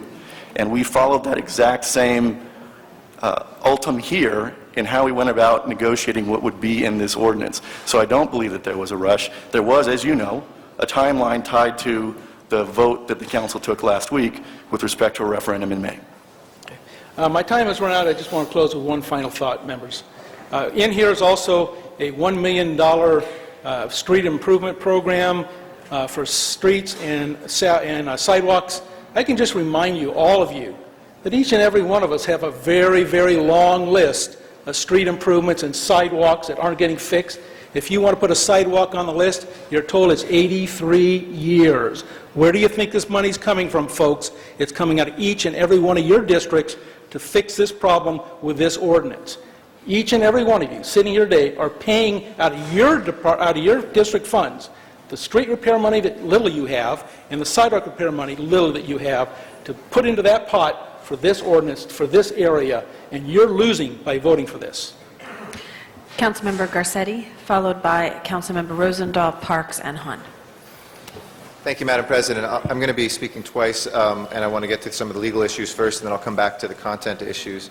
And I want to address some of the things that were brought up here. I clearly and respectfully disagree with my friend and colleague, Mr. Smith. This is not a bait and switch. This is an expand and strengthen, and something that was done. I've never seen a bait and switch with people at the table who are actually part of the business community, who today say that they weren't able to convince their board, but were very much part of the negotiations and asked for many of the specifics that are in here today. A second thing for the record on the legal issues, some have claimed that the things that were added to it were already promised. I can say, as president of this council, Mr. Rosendahl can say, as the representative of that area, these were not promises that were already made that were on the table. It was a laser-focused initial ordinance because of 2 years of not having people at the table that's dealt specifically and only with the living wage in a very precise manner. The larger issues which we all cared about around the Century Corridor, we tried to have conversations about, but we had not promised these things ahead of time. They were added and are substantially different. On Mr. Smith's count, he named 4 different things, 2 of which were absolutely not even there before. The bid enhancements were not there. we can look at the documents, but they absolutely were not. And $1 million in street improvements, Mr. Rosendahl can confirm, were absolutely not there. On the two things, and there are more than 4, by the way, but on the other 2 things that he claimed, on the actual living wage stuff, which do have force of law, and you can confirm this if you would. The phase-in that you mentioned is different and has a force of law. Did not exist in the first ordinance. Second, that if we renege on any of these elements and they're not in place in a given time period, that the living wage is held in abeyance. That has the force of law, and that is different. Number 3, the controller's review. I read that ordinance the first time. I didn't see that there at all. That is a very substantial difference. And fourth, the future living wage recommendation piece is also different. These are, remember, colleagues, if we're going to speak and be honest, we have to look at what we did here before, which is when we had an ordinance dealing with strip clubs. I think we changed one element of that, and that was upheld as substantially different enough. But I don't want to even yield that we need to have something substantially different, though this is a charter city, and we are a charter city unless we want to give up that power, does not have to obey the same rules that a non-charter city does. And our charter is neutral on this, and I want to establish that again for the record. But are those elements that I mentioned, do they have force of law? Just to clarify one element, the ordinance would be held in abeyance if certain studies were not completed. This language here on page 5, if the city fails to perform any of the enhancements required in this section, the living wage provisions of this ordinance shall be suspended. That's what I was talking about. Oh, that has the force of law. You should have a corrected copy in front of you of the ordinance, all right. So if it would be held in abeyance if we hadn't launched that. Right. I should take a look at the clerk's copy. We'll make sure. But the other ones all have the force of law? Right, yes. Okay. Secondly, I wanted to talk about some of the content and process of this. And I really appreciate that we are here right after we talked about Grand Avenue, because this is a council and this is a city that has to ask itself who we are. And I would say that we are a city that refuses to take wedge issues to divide us on economic issues such as some are proposing here today. We are a city and a council and a mayor that has very clearly stepped up not just for workers but for business. An Alameda Corridor, Hollywood and Vine, the LA Live, the Grand Avenue today. Anybody who would claim, who could actually stand here and say that we are an anti-business or a job-killing entity simply is not looking at the record. We have, I think, I remember at the Chamber of Commerce dinner, there was the new incoming chair, who's a friend and was a great part of this process, said, you know, organized labor is called organized because it's organized. It's time to have business get organized as well. I respectfully have to say that it wasn't a very organized process here, that when we have folks who say we are here to be able to speak on behalf of the business community, but they go back to their own board and can't deliver what we talked about, that means that we all wasted a lot of time together. And I'm sorry to express it like that, but I was disappointed by that. It would have been fine, and we can always agree to disagree, but let's just say that up front, that this is something that fundamentally will never be able to come together and craft something different, because what I'm hearing is it comes back each time to that fundamental principle on the living wage. And we can agree to disagree. A poll shows the voters of the city, 75% of them agree with the action this body took. If you didn't poll just voters but residents of LA, we'd be well north of 80%. And I think plenty of people, not all of us, but plenty of people in this room on both sides would have rather just gone to the ballot and played that out. But don't blame us for the timeline. We shouldn't be blamed for a timeline that was imposed by paid signature gatherers putting something on the ballot because you didn't like what the elected representatives of this city passed and the mayor signed into. That was the timeline that pushed us up against that. And as a favor, because the business community who we do work well with came to us and said, please look at something where we can rescind this, we did that in good faith. And we rescinded it because you asked for it, not because we didn't want to go to an election. And I think that's very important for us to remember here on the ballot. I'm over, and I'll press my button and continue in a little bit. Thank you. Mr. Rosendahl. Yes. Madam President, if I could just clarify, the ordinance before council and that the clerk has does not have that section that was referenced by Mr. Garcetti. Thank you. Mr. Rosendahl. Thank you, Madam President. Hold my time. Will Michael Collins come on up, please, too?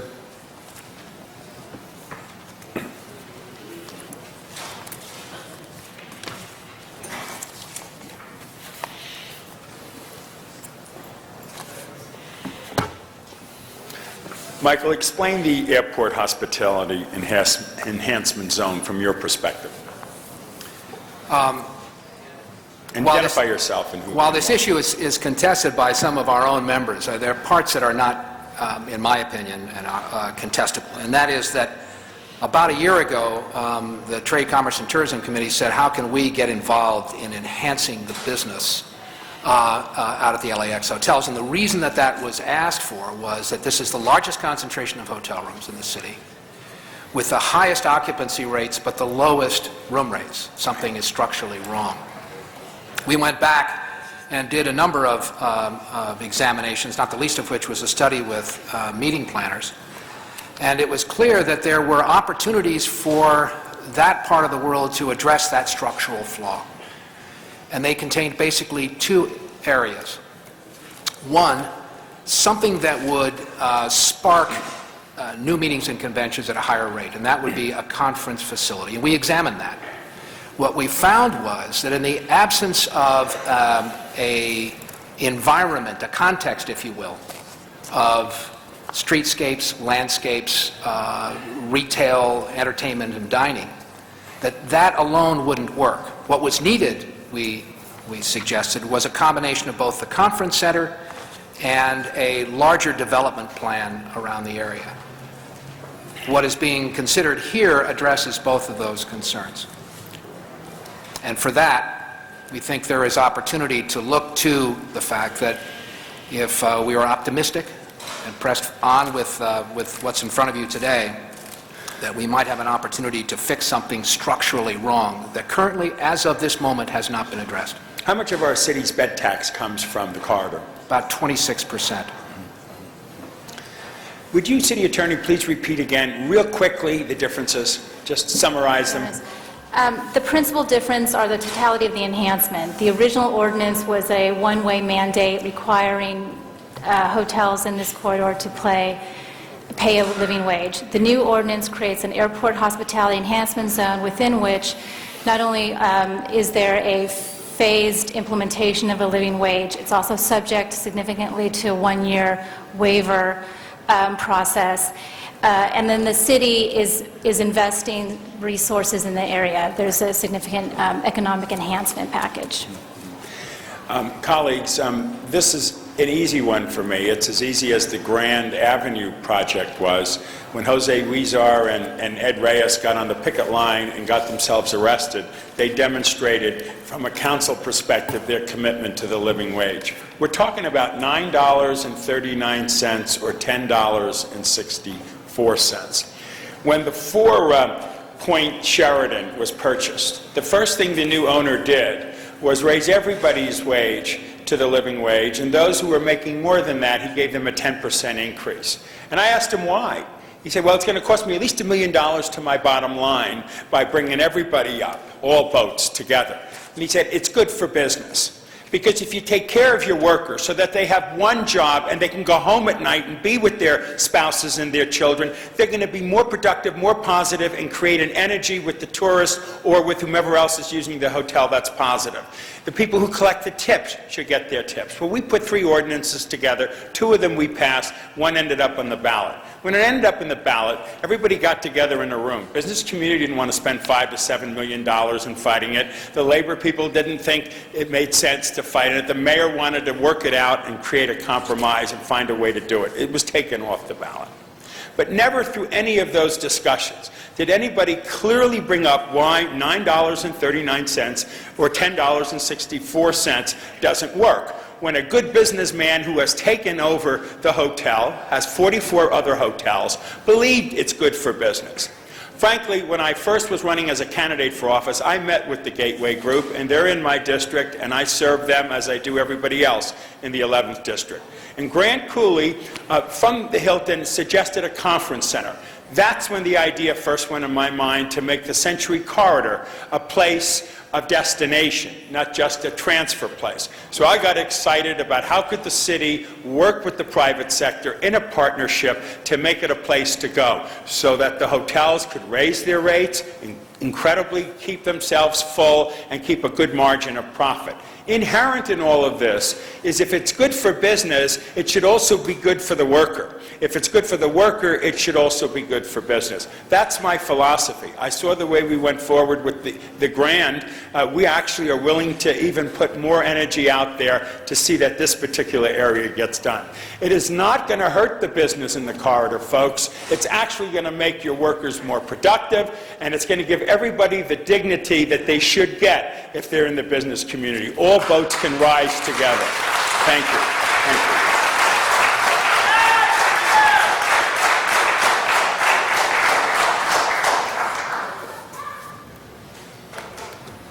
Mr. Parks. Thank you. Thank you very much, Madam Chair. I would just like this, is the CLA here? Where? Here, I just need to ask you a couple of questions. When we use the term in the second motion that deals with Airport Hospitality Enhancement Zone, is that similar to a CRA or an enterprise zone? Yes, that is my understanding. Okay, where would the funds come from? Would it be identical to those zones that we'd be dealing with tax increments, or how would that be funded? Well, it wouldn't be a redevelopment area zone. It would be similar to, I suppose, a BID or an economic advancement zone that would, again, depending upon the nature of the boundaries and other things, it could be eligible for federal or state grants, for example, for economic development, or it could be taxes generated within the area from the businesses, etc. Hold my time. But I mean, as it's written now, do we know where the funds are coming from? No, that has yet to be determined. Okay, so we basically would be implementing something that could actually be general fund supported. Again, that has yet to be determined on how it would be funded. Okay, but again, there are no federal funds that we know of, and it's not a CRA area, it's not those kinds of things that we automatically have resources available. That's right. There is no automatic funding source that would be identified. Okay. One of the things I was wondering also, when we were discussing this before, the city clerk was here, do you have any personal knowledge of what was actually on the referendum petition? What was the wording? What was it that they were asking people to sign up for? I'm sorry, I do not. I did not see that. Yeah. Do you have that? Harith Trivedi from the City Attorney's Office. The referendum petition just contains the actual full text of the ordinance underneath the names of the proponents and a title saying referendum against a particular ordinance number. Okay, so the Living Wage 1 was actually the petition. That's right. Okay, and so we articulated earlier what was Living Wage 2. What was the essence of 1? The essence of one was a one-way requirement, meaning there was no participation. The city investment in the zone was not present. It was just a one-way regulation of hotels in the Century Corridor to pay a living wage to certain hotel workers. Okay, so the essence was it was living wage without all the maybe bells and whistles in Living Wage 2. Right. Okay. Well, I characterize them differently. But okay, why don't you characterize it then? The second ordinance provides for investment. It defines a zone. It provides for investment into the zone. It changes some of the terms of the living wage in that. Oh, I understand the second one. I'm just talking about the first one. Oh, I'm sorry. Was narrowly defined living wage without all the things you mentioned earlier. Right, correct. When you articulated what was Living Wage 2. So a person signing that or signing that petition, our expectation is that they would not be signing it because there was no hospitality zone. They wouldn't be signing it because there was not a quarantine area. They wouldn't be signing it because of the other issues that are in Living Wage 2. Is that what correct? The second ordinance has... I know what I'm saying, but the first one, the petition I'm getting to. Yes. What they would sign it was not what was missing. Whether the city should require the payment of the living wage in Well, the city the should be corridor. imposing the living wage. Right. Okay, so the issue was they weren't signing for what's missing, what was missing or what was later put into Living Wage 2. They were signing it on the text of the city imposing living wage. Well, we can't go to their intent, but Well, I mean, but that's what it said. I mean, that's if I understand. it's shall this ordinance be adopted. So, and it sets forth the text, and Okay, that's, so we went and on that's just- what a voter has to, make a decision. But if we just went on a literal interpretation of what's on the petition, it basically identified the living wage and whether the person signing it supported it or didn't support it. It didn't go into what may have been thought of later as to the enhancements. The petition merely sets forth the proposed ordinance for enactment pursuant to a vote. Councilmember, I'd just like to add, the petition doesn't tell you very much because it just has the ordinance in it. It is distinctly possible, and indeed I would have to say likely, that the signature gatherers augmented what was in the petition. So you don't know what they said or what was in the mind of anybody who signed it. And part of that could have been about what was missing, including, for example, quarantine language limiting this body's future ability to enact living wage ordinances, which was identified as the #1 argument of the Chamber of Commerce, one of the proponents of the referendum. And the only other thing that I would add, there was submitted, even though we never got there was submitted to the city clerk a ballot argument, had there been a referendum in May, a ballot argument from the proponents of the referendum. And we consulted that in putting together the elements of this ordinance. But what you said was speculation as to what you perceive might have been said. Is the essence of the referendum the written word and what was signed? No, I don't believe that it is. The essence of the referendum is opposition to the ordinance that was initially enacted, and part of that opposition, at least from the Chamber of Commerce, for example. I'm talking about when somebody signed it, I'm just getting to the point of the signing of the petition. Do we rely on their understanding of the words on the petition? No, and that's what I'm saying. No court would say you only look at what is in that petition to decide what motivated people in signing it, because we know that the arguments against this go beyond the wording of the ordinance. Specifically, we know that a major contention of the Chamber of Commerce was that a problem with the predecessor ordinance was it did not include quarantine language that would limit the future enactment of living wage. But I'm not talking about the Chamber's opposition. I'm talking about the people who signed it, the 100,000 people. Yes, and at bottom, it's all speculation about what motivated those folks. So you have to look to other sources, and that includes what the proponents said, what they said both in public and in private, and it includes the ballot argument that I mentioned earlier. Okay, so if we were going to go to court and defend ourselves, you're saying we'd have to go out and find people and find the individual signatures and say, what was your intent in signing it? Or would we rely on the fact that the written word was clearly defined and the person signed it, and that's their signature in their registered vote? It would be neither. You can't go out and ask people after the fact why they signed it or didn't sign it, because people's perceptions change. So that's not a reliable source of what was the reason that referendum was being circulated and signed. But second, you would not be confined just to what is on the petition in determining, in a court determining what were the contentions of the referendum proponents. Okay, but what we do have is, I guess they call it the best evidence, is we have 100,000 signatures that signed the document that laid out living wage 1. And they said they were in opposition of that. Well, what they said was they wanted that ordinance to go to a vote of the people. So it's conceivable that some of them actually supported it, but believed that it should go to a vote of the people. Okay, so in them saying it goes to the vote of the people, the fact that the city repealed it, then this is where the substantive issue comes back as to whether the second ordinance is substantially different. The council and the city could not enact an ordinance that is essentially the same as the one that those 100,000 signatories wanted to go to the ballot. So it has to be essentially different from the predecessor.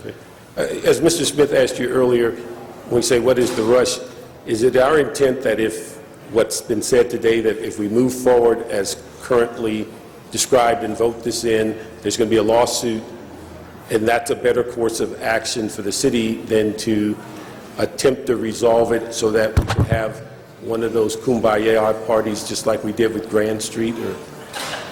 Or is that the course we're looking to go?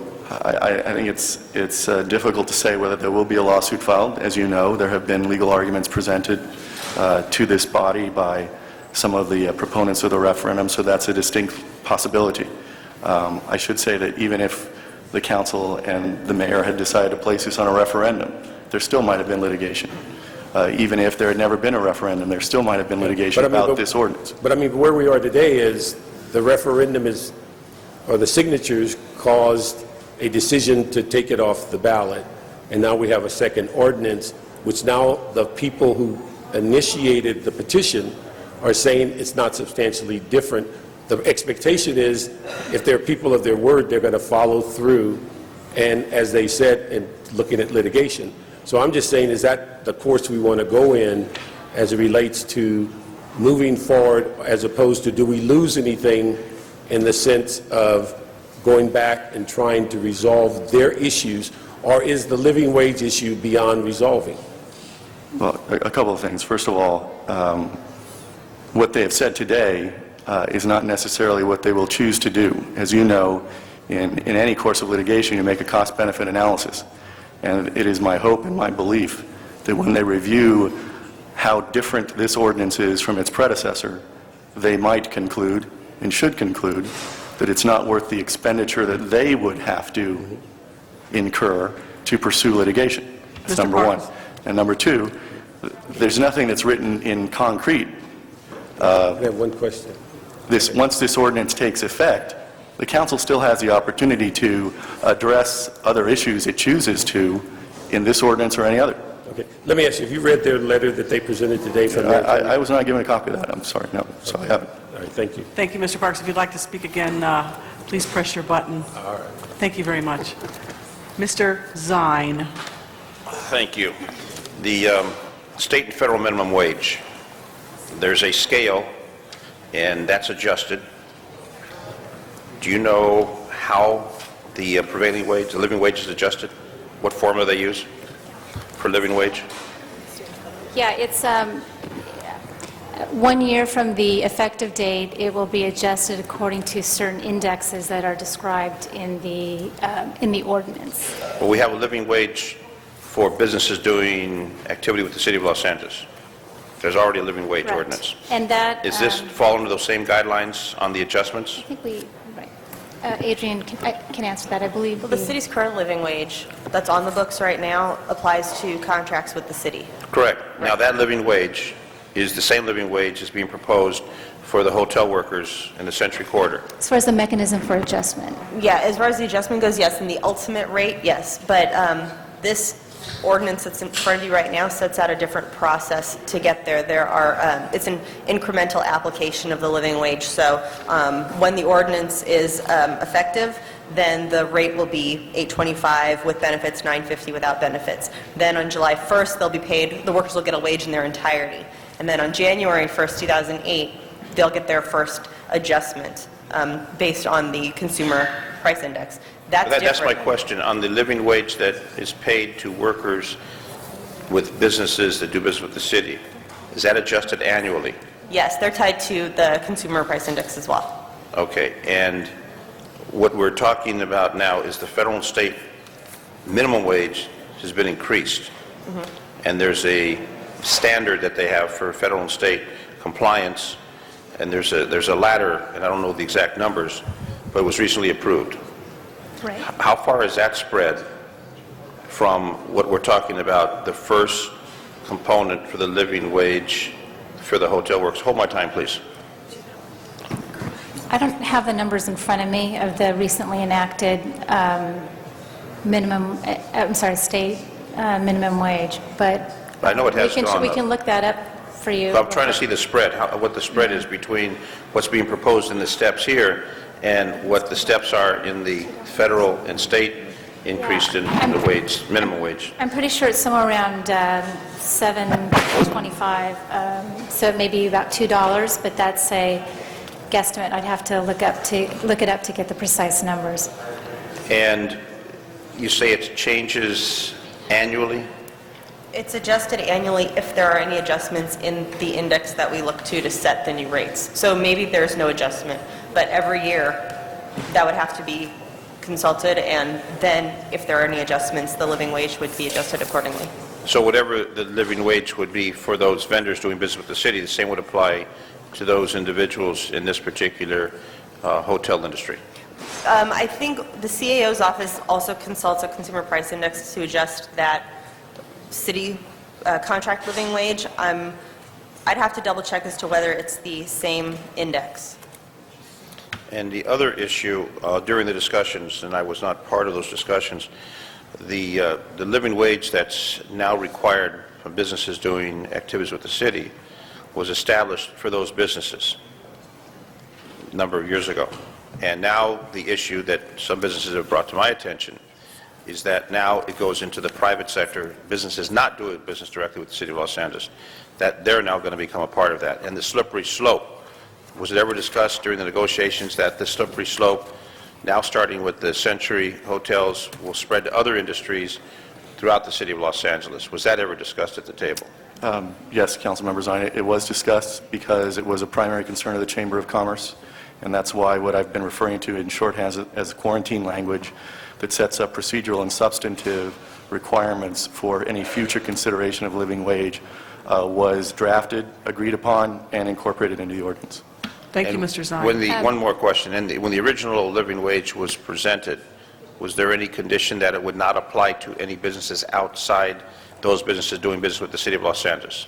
Was there any quarantine or something There's no similar? explicit quarantine language as there is in this current ordinance, in that city contract living wage ordinance. It just sets out that the only businesses affected would be those who are doing business with the city. So in the definitions, it's limited in its reach. Okay, thank you. Mr. Zine. Thank you. Ms. Hahn. Thank you, colleagues.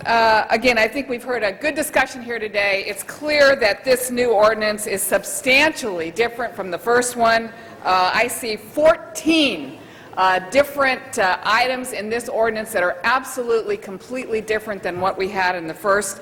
And again, it's very disappointing to me, colleagues, to stand here today and witness what I think is an absolute betrayal of our trust and our faith from the business community and from the hotel owners.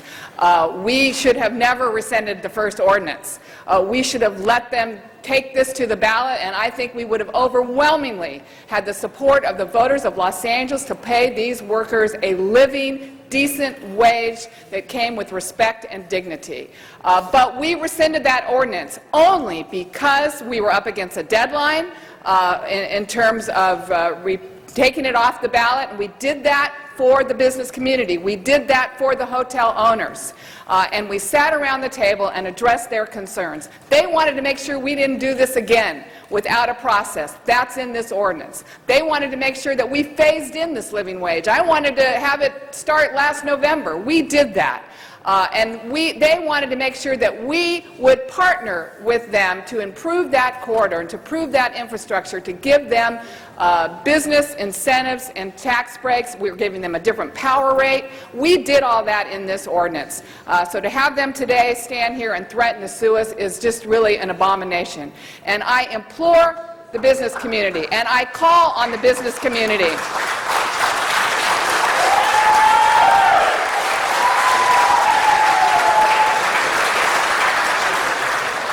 I implore you to not tie this up in litigation and cost both of us millions of dollars in outside law and attorney fees. Save your money and pay your hotel workers what they deserve.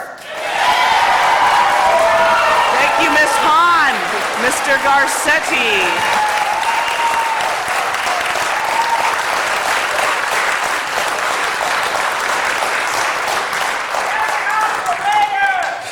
Thank you.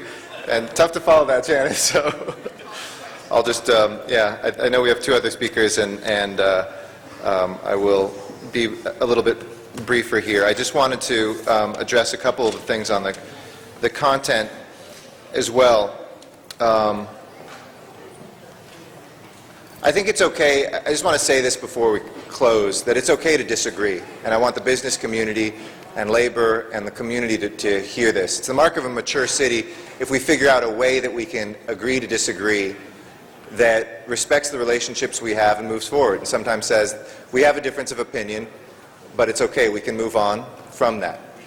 I feel a little bit that we had a process here in which the disagreement led first to a scorched earth strategy. Call this council anti-business. Say that we're job killers. Come after us in each and every way, and the mayor, and say things that just weren't factually true. Many of us spent a lot of time reaching out directly. I remember being at the board retreat for the Chamber of Commerce and just being as straight a shooter as I could. And it's okay sometimes for us to be on different parts of issues, because most times we are together as a city because of the hard work that labor and business community and this city council and others have done to find the sort of paradigm we just saw with Grand Avenue and that we've seen in countless other examples. But the disagreement led to first the scorched earth strategy, then it led to a take this off the ballot. We worked together to do that, but then once that was done, well, we don't like what's there and we still fundamentally disagree, so we can't stand with you. I want us not to waste any of each other's times because we have too many good things that we have to do in this city. But when we spend those sort of hours with the expectation that people can deliver or are speaking on behalf of hotels, the business community, I think it's very important for us to realize where those roads do diverge and to move on from them. Certainly, there are many people in this room who would have gone towards an election and would have done that happily on both sides. And that might have been a truer and more straightforward, more honest articulation of where this city is really at, so we can understand that. Because this is a city that I do think does believe fundamentally in workers and in business. And I know we've said that so many times in here, it becomes almost a throwaway phrase, but I hate the idea that we've put a lot of good things here on the table for business and still feel like there's no change because there's something there for the workers that is ideologically opposed. When we look at, in the last week in this council alone, in the last week, colleagues, we have voted on more than $110 million to support business investment in this city through two projects, one in Chinatown and one here in Grand Avenue. And that's just 1 week's worth. When we look at, and you can look at the agenda today and for the last week, some of the things that we've done, for us to be caught up and for us to be this divided and for the wedges to continually be driven in very personal ways in some cases, after a lot of good people kind of put their efforts forward. And there wasn't even much acknowledgement of those efforts that the mayor put forward, that members of this council put forward, and 4 different council members that were part of negotiations heard very clearly that we were headed in the right direction, that we were very close. There was no acknowledgement of that in the end. In fact, it was just that we fundamentally disagree. One business group, I don't blame VICA, I don't blame CCA, I don't blame United Chambers, I don't blame all the voices that weren't at the table, because there was a voice at the table that was supposed to be speaking and claimed that it was speaking on behalf of business. And I feel like there's been a 180 switch on that. We are a city that believes in togetherness. And this is the last plea that I make in closing to the business community, to our chamber, to figure out what brings us together and to lead with your own groups, to lead back to say, you know, this is substantive. What they are talking about doing in a business district might mean that what we've seen emerge in South Park could happen along the Century Corridor. What's emerged in Hollywood and which is about to emerge in Chinatown might occur in our gateway community. And then we could all be proud of what we delivered. You can look back in the business community and say to your own constituents, 3 years from now, we did the right thing, and look at how much more profitable these hotels are, look how much more beautiful this area is, look at what visitors see when they come in. But I feel like everybody is being a little short-sighted here today, instead of figuring out a way that we can lift up the life of these workers, who, when it comes down to it, 75% of people not only supported us that vote, and as I said, well north of probably 80% of this city would support us if you just asked all Angelinos, and they elected this council because they believe in certain things. It is an articulation of what they want to see in this city. And some people can be on the other side of those issues sometimes, and that's okay. You don't have to change that opinion. But it's important to know the city that you live in, the mayor that represents you, the council that represents you. And trust me, we get the biggest check on our jobs every single time, because in 4 years from now, if we're way out of touch with the people who elected us, we won't get reelected. But I believe that we are in touch, that we do listen, that our door has continuously been open not only to majority votes and the most applause, but to people who have differences of opinions with us. But if we can't figure out a mature way to take blame when we can't deliver what we said we would, or to thank people for the effort that they've put in, it closes those doors in the future. But I want to thank the people who have stuck to this, and those who aren't just here for ideology, but are here for survival, the workers, the very workers who are doing the difficult work that every single day when they go home and they have to figure out how to pay their medical bills, and even if this living wage gets passed, it's not going to be a lot easier for them in their lives, but it will be a little bit more easy for them. Maybe one more hospital visit can be paid for without going into debt. Maybe they can continue to meet the rent and eat a little bit better. Those are the folks who this is not just about ideology, it's about their very survival. Thank you, Mr. Garcetti. Our next speaker is Mr. Smith. I'm not going to belabor the point. I'm going to ask just a couple quick questions, 2 questions. First of all, as we take money from the general fund for street improvements, or as Mr. Parks pointed out, there's some things we're not even sure where the money's coming from yet, therefore read that general fund. As we take money from the general fund and give it to the benefit of a few people, how does that get us around the requirement of not giving money as a public gift to a private person? When we looked at the Grand Project, when we looked at Staples, when we looked at Hollywood Highland, all of those were loans or advances to be repaid over time. This is a gift of public funds for private benefit. How do we get around that charter problem? Here there's a public benefit. These are, first of all, it's through street improvements, the identification of a convention center. As you know, the city now operates a convention center. The types of investment that the city is making stimulates the local economy, stimulates the corridor, and is a strategic investment of the city in order to create that kind of economic development. And there's undoubtedly a public purpose to that. Okay, but we're doing it in a zone that we're identifying, not everywhere in the city, right? Just in this zone? Right, and the city has laid out a foundation for identifying that zone as this. But that zone doesn't qualify under federal law, it doesn't qualify under state law. We're making this up, and then we're saying we can apply public funds to benefit that zone. So I could say, I want the horsekeeping zone in Chatsworth to get public benefits. Let's call it a zone, and then we can give it money. Is that the legal process we're establishing now? Because we don't have that now. That's not part of our public process. This is a new type of zone, as you point out. It's not a CRA zone or a bid, but that doesn't. We made it up to meet our needs. Well, it's perfectly within the purview and the parameters of council's legislative authority to do so. Okay, so maybe I'll bring a horsekeeping zone in then when I can get money for horses, or skateboarding zone for skateboarders. You need a rational basis. Okay, all right. Well, don't step over that line, okay? Because you got pretty weak legs on this one.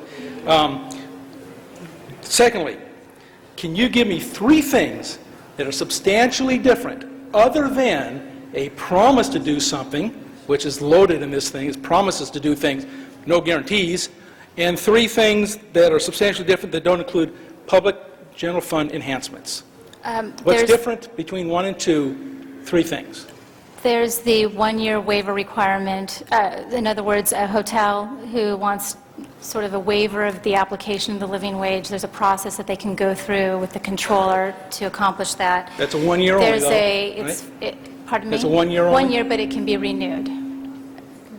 Yes. There is the phased implementation. The previous living wage was immediately effective. This takes effect.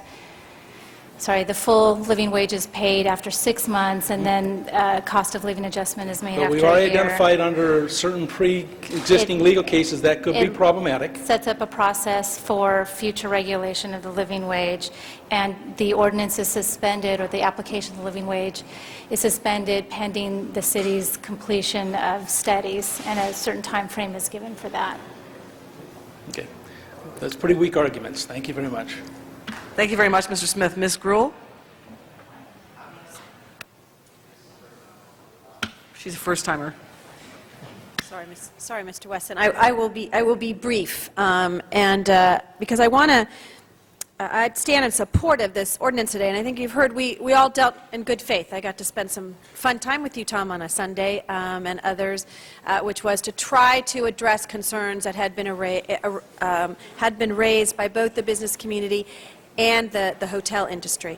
And particularly, as you indicated, the quarantine language, which I thought was a legitimate issue that we needed to discuss here at the same time. But you know, the message we want to send today is we can be business friendly, and as someone who, with my colleague Eric Garcetti, was the individuals who crafted our business tax reform, we can be business friendly and worker friendly at the same time. We think that balance can be met, and that's why we sat down and had those negotiations. I think that the issues that Mr. Smith brought up, in fact, Greg, I was going to call you George, I don't know why, but George, also known as Greg. We sat a week ago, or 2 weeks ago, with the mayor and various economists who talked about what we needed to do to make Los Angeles a destination point. Particularly one of the speakers talked about the fact that destination points in Los Angeles would bring us greater TOT dollars, which would help us invest, and that there was a opportunity for us here. And the 3 places that he mentioned that were key to the future of destination for our issue of tourism, as Ms. Hahn mentioned, that this is really a key in their last discussion on Grand Avenue, indicated that downtown, Hollywood, and LAX, 3 places that an investment, a public investment, would be helpful, which would ultimately bring money back to the city, same as Grand Avenue and others, that investment in the Century Corridor, the ability for us to attract tourism, attract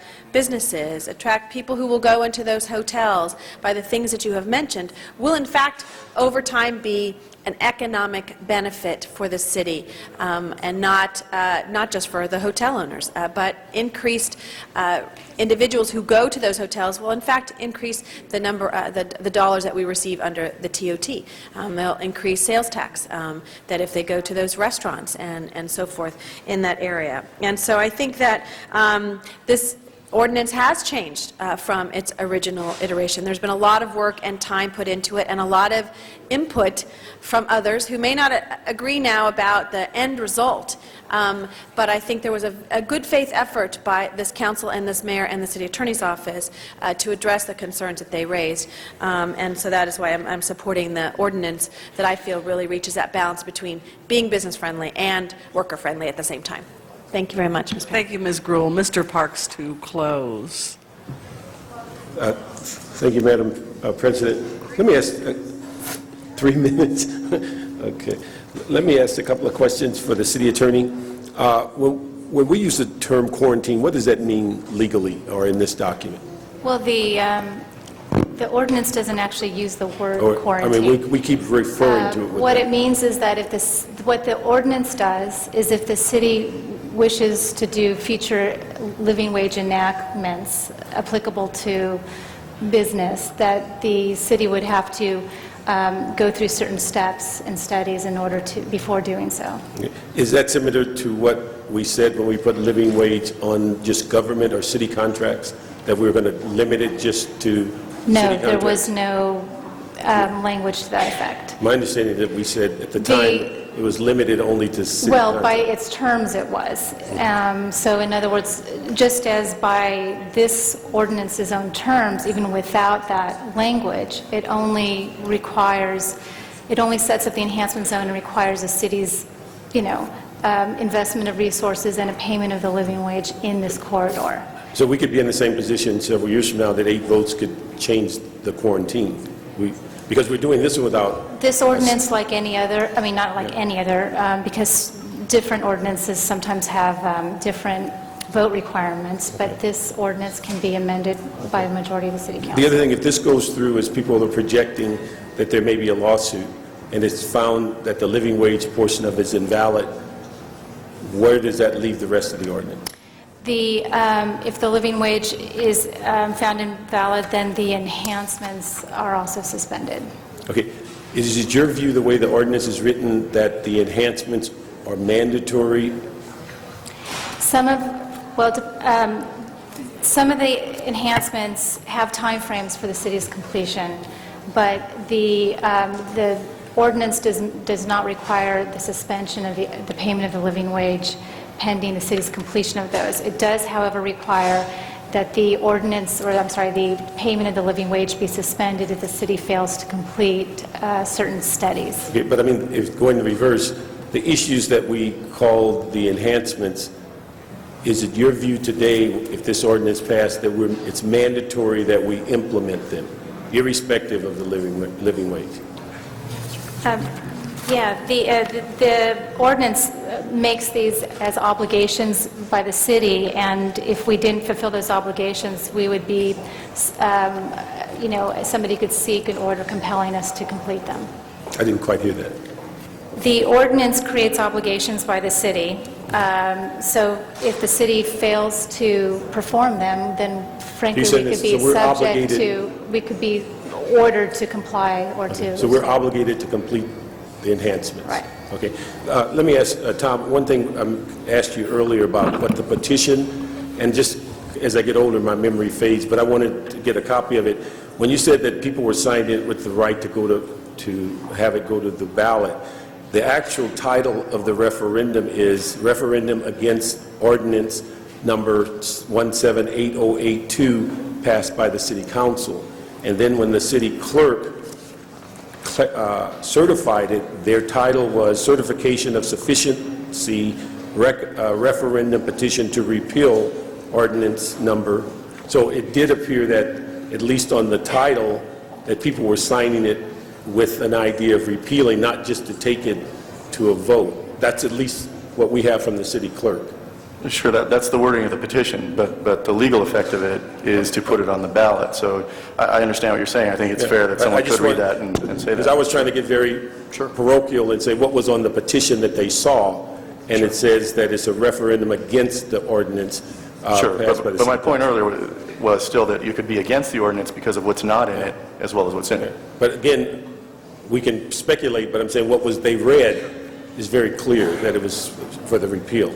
But let me just, a couple of comments, colleagues. In dealing with this issue, and I think that whether we support or don't support living wage one way or the other, the one thing I have a concern about is I think that we're using the wrong tool or method to go about it. I think the fact that we're using the legislative process to impose these wages on private industry, in my judgment, takes us away from what we had agreed, or what I believe the council's intent when they imposed living wage years ago on government contracts.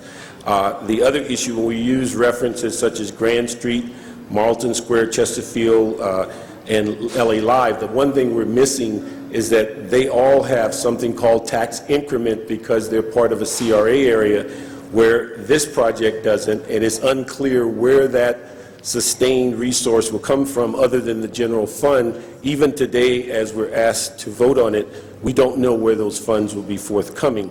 The issue also is that if we talk about, as I mentioned earlier, the quarantine, that quarantine is just a vote, one more vote away as to where and how we can expand it. And what I've heard from the business community, if we can do this with the hotels, what about the restaurants and the other activities and businesses in that general area or any place else? And if we're looking for a nexus study, the next one will be if we pave the streets and we fix the sewers, can we impact any business in the city of LA? Because that's a pretty good nexus if we provide people the ability to get to that business or access to it. So although, again, in a sense, certainly supportive of people getting paid the highest they can and all those benefits, the issues, I just think this is the wrong tool to use. Thank you, Mr. Parks. Garcetti. You're sitting in Mr. Cardenas' seat. Mr. Cardenas, thank you. Yes, Just Mr. Cardenas. very briefly, I wanted to add two amendments. I assure you these are non-controversial, colleagues. On the workforce development page on number 3, in section 2A, the second sentence, which says training will occur at a location within the airport hospitality enhancement zone, I would add or within close proximity, only because there's some educational institutions in the community college district that are a little further than that 1 mile that was in there that may be appropriate places.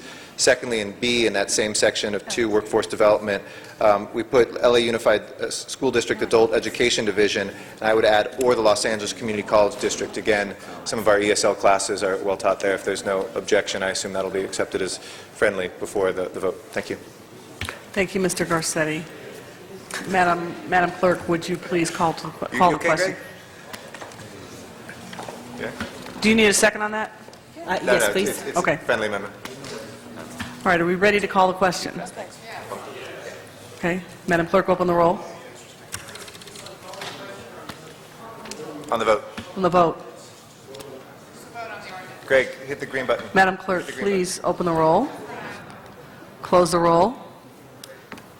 Tabulate the vote. 9 ayes, 3 noes. And that order will go over for 1 week. Thank you very much. Mr. Garcetti. Just as a point of information for some of our friends and that came down here today on both sides of the issues, because it wasn't a unanimous vote, it goes over 1 week, and then it just requires a simple majority. If ordinance has to be unanimous the first time. So it'll come back next week, but generally without any discussion, and that'll just be a majority vote. Thank you. Madam Clerk, next order of business. Next item, Madam President, is item number 23, and that was called special by Councilmember Parks. Mr. Parks?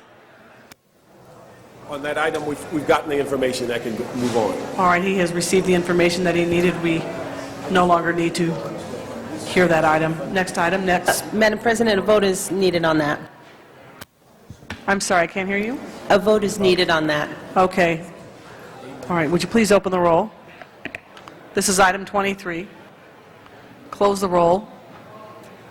Tabulate the vote. 12 ayes. Next item. Next item is item number 30, and that was called special by Councilmember Hahn. Ms. Hahn? All right, we'll hold that item on the desk for just a moment. Next item then is item 34, and that was called special by Councilmember Parks. An amending motion has been distributed to the council members.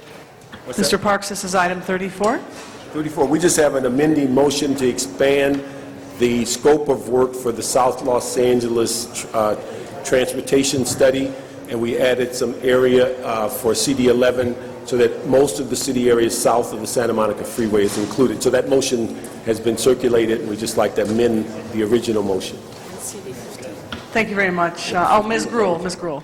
Just a quick question, Mr. Parks, on that, because I don't think the $150,000 will cover all of that, and there's some other plans. So is the idea they'll initially go to a core area and then expand it? I think the idea was, first of all, for them to be aware of the 8 or 10 studies that are going on by MTA and others so that they can see what work is being done along the Expo line, and then from there move from that point to determine what is the scope. And forewarn you, we may be coming to you and saying we may need a little Prop C or A money to continue the study. So, can we add just a friendly amendment that they come back, and I don't know if we included this in our report before, in 2 months or something, just to give us some update on where update? they are? Yeah, that's fine. Okay, so 90 days, Yeah. maybe? 90 days? We'd hope that within 90 days they'd have some idea to tell us where they are. Okay, Okay. 90 days. Okay. Thank you. Thank you, Ms. Gruhl. That'll be a friendly amendment. Madam Clerk, next item. Madam President, a vote is needed on that one. Oh, I'm sorry. Please open the roll. Close the roll. Tabulate the vote. 12 ayes. Next item.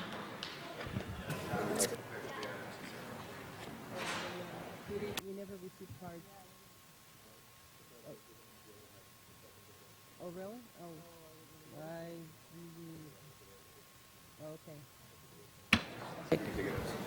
Okay, what's the next item? Next item, Madam President, there is a special one motion that has been presented and distributed to the council members, and is presented by the council member Garcetti, and the city attorney will speak to the findings. Mr. City Attorney? Thank you, Madam President. I'll recite the facts as presented to me by the maker of the motion for the council's consideration of the adequacy of the findings. Since the posting of today's agenda, it has been determined that a quorum of council members will not be available for the council meeting Tuesday, February 20th. Immediate action is required in order to alert the general public and city staff as soon as possible about the cancellation of that meeting. Council must first make findings pursuant to Government Code Section 54954.2 before considering the substantive motion. Mr. Garcetti? Thank you very much, Madam President. This is on the... I'm sorry, Mr. Go Garcetti, ahead. we have to vote on the findings first. Madam Clerk, would you please open the roll, close the roll, tabulate the vote? 12 ayes. Thank you, Mr. Garcetti. Please Not proceed. canceled yet. Colleagues, so on the 20th, we will be having a lobbying day in which many of us are going up to Sacramento. We often hear that we're not in Sacramento enough, and I know that there are a number of us who want to go up. The mayor will be up there as well to lobby on some of the city priorities. And with that in mind, we thought it was best to cancel council to allow the maximum number of members to be up there to interface with our legislative counterparts in the Assembly and the Senate. So if there are things that you would specifically like to lobby on, please let us know. We'll try to coordinate and help set up some of those meetings and work with the mayor's office on that. I know a number of you are already coming up, but please let us know, and we will we will not have council because we'll be working up there in Sacramento. So I ask for your support on that. Thank you. And, Mr. President, before council votes on that, can the clerk be instructed for the public hearing items to schedule those for February 27th? The clerk to be in contact with any of those folks that are publicly noticed to come for their items and let them know when those items will be rescheduled. Thank you.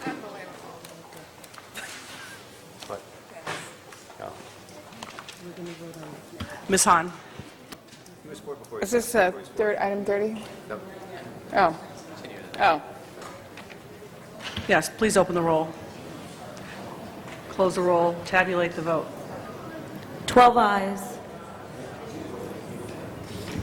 All right, next item, please. Next item, Madam President, item number 30 was called special by Councilmember Hahn. You know, without objection, I'd like to continue this till tomorrow. I need to get a couple more facts before I bring it to the full council. Okay, is there any Just till objection to that? If there's no objection, we'll go ahead and continue that. All right. And, Mr. President, there is a speaker card on several items, and they have been previously adopted by council. Do you wish to reconsider those? Yes, I said we would reconsider. I believe it was 39 and 43, because we didn't have the phone working out in Van Nuys. We'll be going to closed session very shortly. We'll take them. All right, we'll take them right after. We've had a move to do that right after closed session. So if we can go to closed session, and for any of the folks out in Van Nuys who asked, we'll come back on those two items. Thank you. Yes, sir? We heard this matter last night in Budget and Finance without a closed session. Is there any need to go into closed session? We've had a couple of requests from two different council members. Okay. There was confirmation. I know that those council members are willing to also do an open session, but in consultation with City Attorney's Office, there are some pending litigation matters related to this. But, Mr. City Attorney? Yes, on item number 48, just for clarification, this is council's consideration of a Board of Water and Power Commissioners action regarding an amendment to an agreement with Kasha Petrie, Simon, and McCarthy for continued outside counsel in a litigation matter. Today is the last day pursuant to Administrative Code Section 10.5 as to whether to approve or disapprove this action. If council wishes to go into closed session to discuss the underlying litigation aspects, that would be under Government Code Section 54956.9A. All right. If there's no objection, let's go ahead and we'll take that up. We'll go into closed session in accordance with California state law. We'll come back and we'll take up those two items that I mentioned before, 39 and 43, for public comment afterwards. And we can now go into closed session. Thank you. All right, thank you. We're back in open session. Madam Clerk? Mr. President, a motion is required on the item that was in closed session, either to approve or disapprove the Board of Water and Power's resolution. Mr. Garcetti moves approval. Second. Second by Ms. Perry. Open the roll. Close the roll. Tabulate the vote. 10 ayes. Thank you. Next item, please. And forthwith on that matter. And I think we have some public comment from Van Nuys. Yes, Mr. President, on items 39 and 43. Okay, we'll go to Van Nuys, item 39 and 43.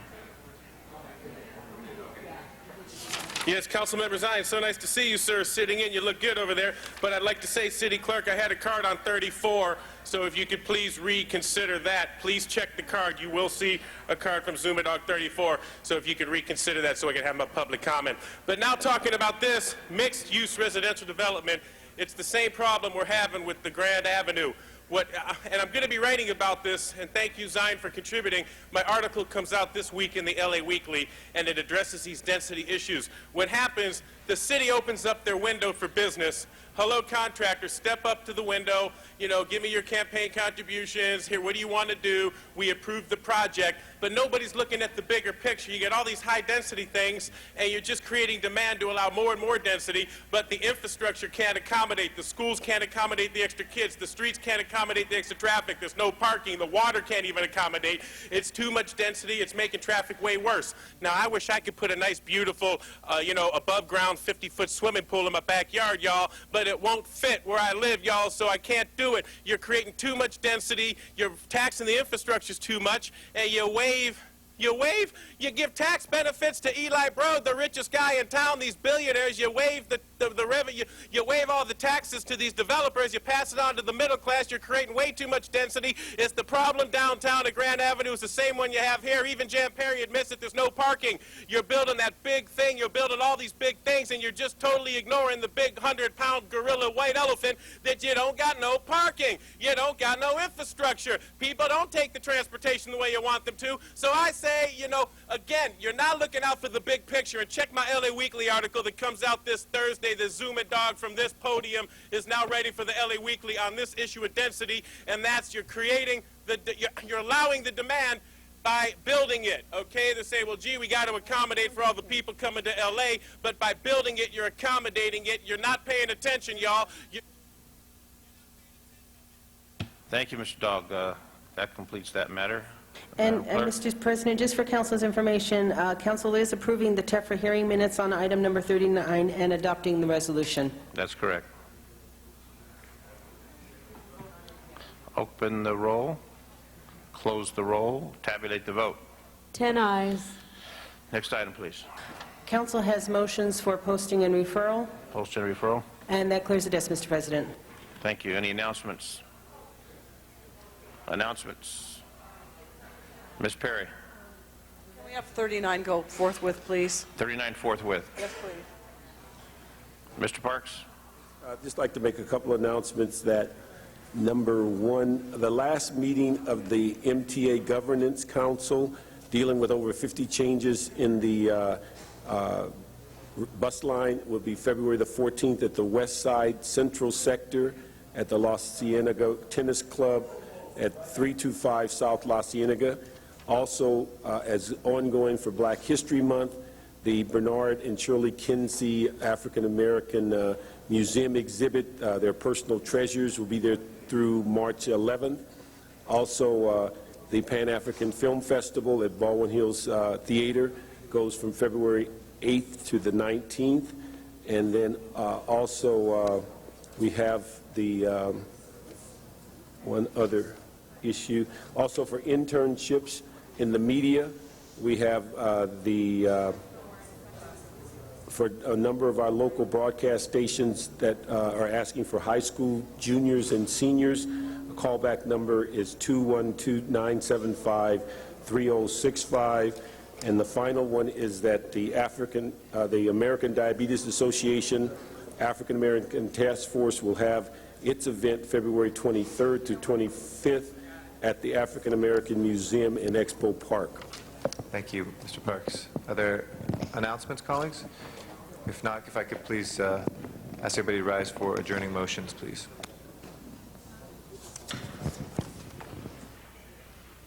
Okay, we'll start with Mr. Rosendahl. Yeah, thank you, and I apologize for having on my sunglasses. My others aren't with me at the moment. Lloyd Benfer, he died just now on February 9th. He was 81 years old. Lloyd served in World War II as a field hospital nurse in Europe. He never married, had no children, but nevertheless he volunteered extensively at the Boys Brigade leader throughout the 60s. He has a lengthy tenure as a custodian for the First Baptist Church of West Los Angeles, which is on Barrington in my district, allowing him to support his mother until her death. Lloyd retired in 1985, but continued as a volunteer groundskeeper until relocating to an assisted living facility in 2006. He died last week of heart failure at age 81.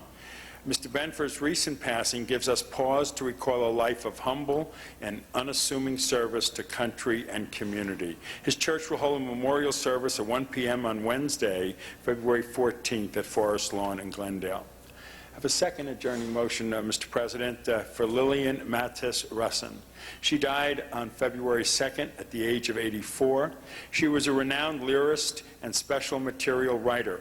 Born in New York City, the youngest child of Rose and Harry Mattis. Shortly after moving to Los Angeles, she began a multifaceted career in the music industry. In the 60s, she began writing lyrics for Jerry Lewis's movies, including We've Got a World That Swings from The Nutty Professor. For the next 40 years, she wrote material for the Multiple Dystrophy Annual Telethon, writing lyrics for artists such as Sammy Davis Jr. and Frank Sinatra. She wrote songs for Peggy Lee and Jack Jones, wrote for various shows in Las Vegas. Mother to Ronald Jason Palmieri, who's a good friend of mine, and grandmother of 5, and a great-grandmother of 4. She also survived by her brother Jack and sister-in-law Mildred. She was preceded in death by her eldest son Stephen and her brother Henry, as well as her husband and famed jazz great Babe Russin. Her unbridled love for family, music, friends, and life made her a larger-than-life figure of proportions not often seen today. May she rest in peace. Thank you. Mr. Wesson. Thank you, Mr. President and members. I rise today to note the passing of former Assemblyman Bishop Leon Ralph. He passed away on February 6 at 74 years old, and at the time of his passing, he was pastor of the Crossing Ministry in Long Beach. He was born and raised in Richmond, Virginia, but he settled in Los Angeles after serving a stint with the United States Air Force.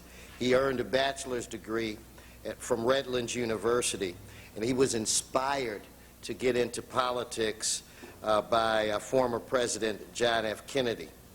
He was elected to the Assembly in 1966, where he represented South Central L.A. He was the chairman of one of the most powerful committees in the State Assembly, which is the Rules Committee, and he kind of shocked the world in 1976 when he went through a spiritual transformation, and he said, I'm going to resign or not run for re-election. I am going to start a church. And that is what he did. He founded and became the bishop of the Interdenominational Church of God of America, which now has affiliates throughout the world. He is survived by his wife, 5 children, 2 stepchildren, and several grandchildren. I think it would be appropriate if all members... Yes, and Ms. Gruhl? Over here. Wanted to add, I got to know Bishop when I worked at HUD, and we were working with him on a variety of programs and projects, and the fact that it was not only his ministry, but how he was involved with young people and training young people, and really was a true believer, and was shocked when I heard yesterday that he had passed away, because he was quite a source of energy and passion, again, both on our religious side, but also, and most importantly, taking care of our children. So I think you said all members. Is that correct, Herb? Okay. Thank you. Mr. Zine. Mr. President and colleagues, I request we adjourn in memory of Berlina Walker. Passed away Monday, February 5th. Berlina Walker was the aunt of my district office manager, Yvette Whitaker. She was a resident of Los Angeles, born July 31st, 1927. She worked for Mattel toy manufacturers for 28 years and then retired from that industry. Yvette's mother, Ethel, introduced her sister, Belinda, to her husband, Oliver Walker. They married 1 year later. They raised 3 children, Michael, Judy, and Gina. They were happily married for 56 years. Her husband, Oliver, preceded her in death just 6 months ago. She loved being a wife, mother, and grandmother. Her main joy was making sure and helping her children get a college education. She enjoyed reading mystery and romance novels and working jigsaw puzzles. She lost her battle to emphysema. She's survived by her daughters, Judy and Gina Walker, 3 grandchildren, Michael Jr., Sinclair, and Elliot, 4 sisters, Leah, Ethel, Pansy, and Delsina, many nieces, nephews, relatives, and friends. May Berlina Walker rest in peace. Thank you very much, Mr. Zine. Any other adjourning motions? If not, Madam Clerk, please call the roll. Thank you all very much. We will next be in session tomorrow. That is Valentine's Day. Do not forget that, Angelenos and council members. February 14th, and we'll be here in council chambers. Have a great afternoon, and this meeting of the Los Angeles City Council is adjourned.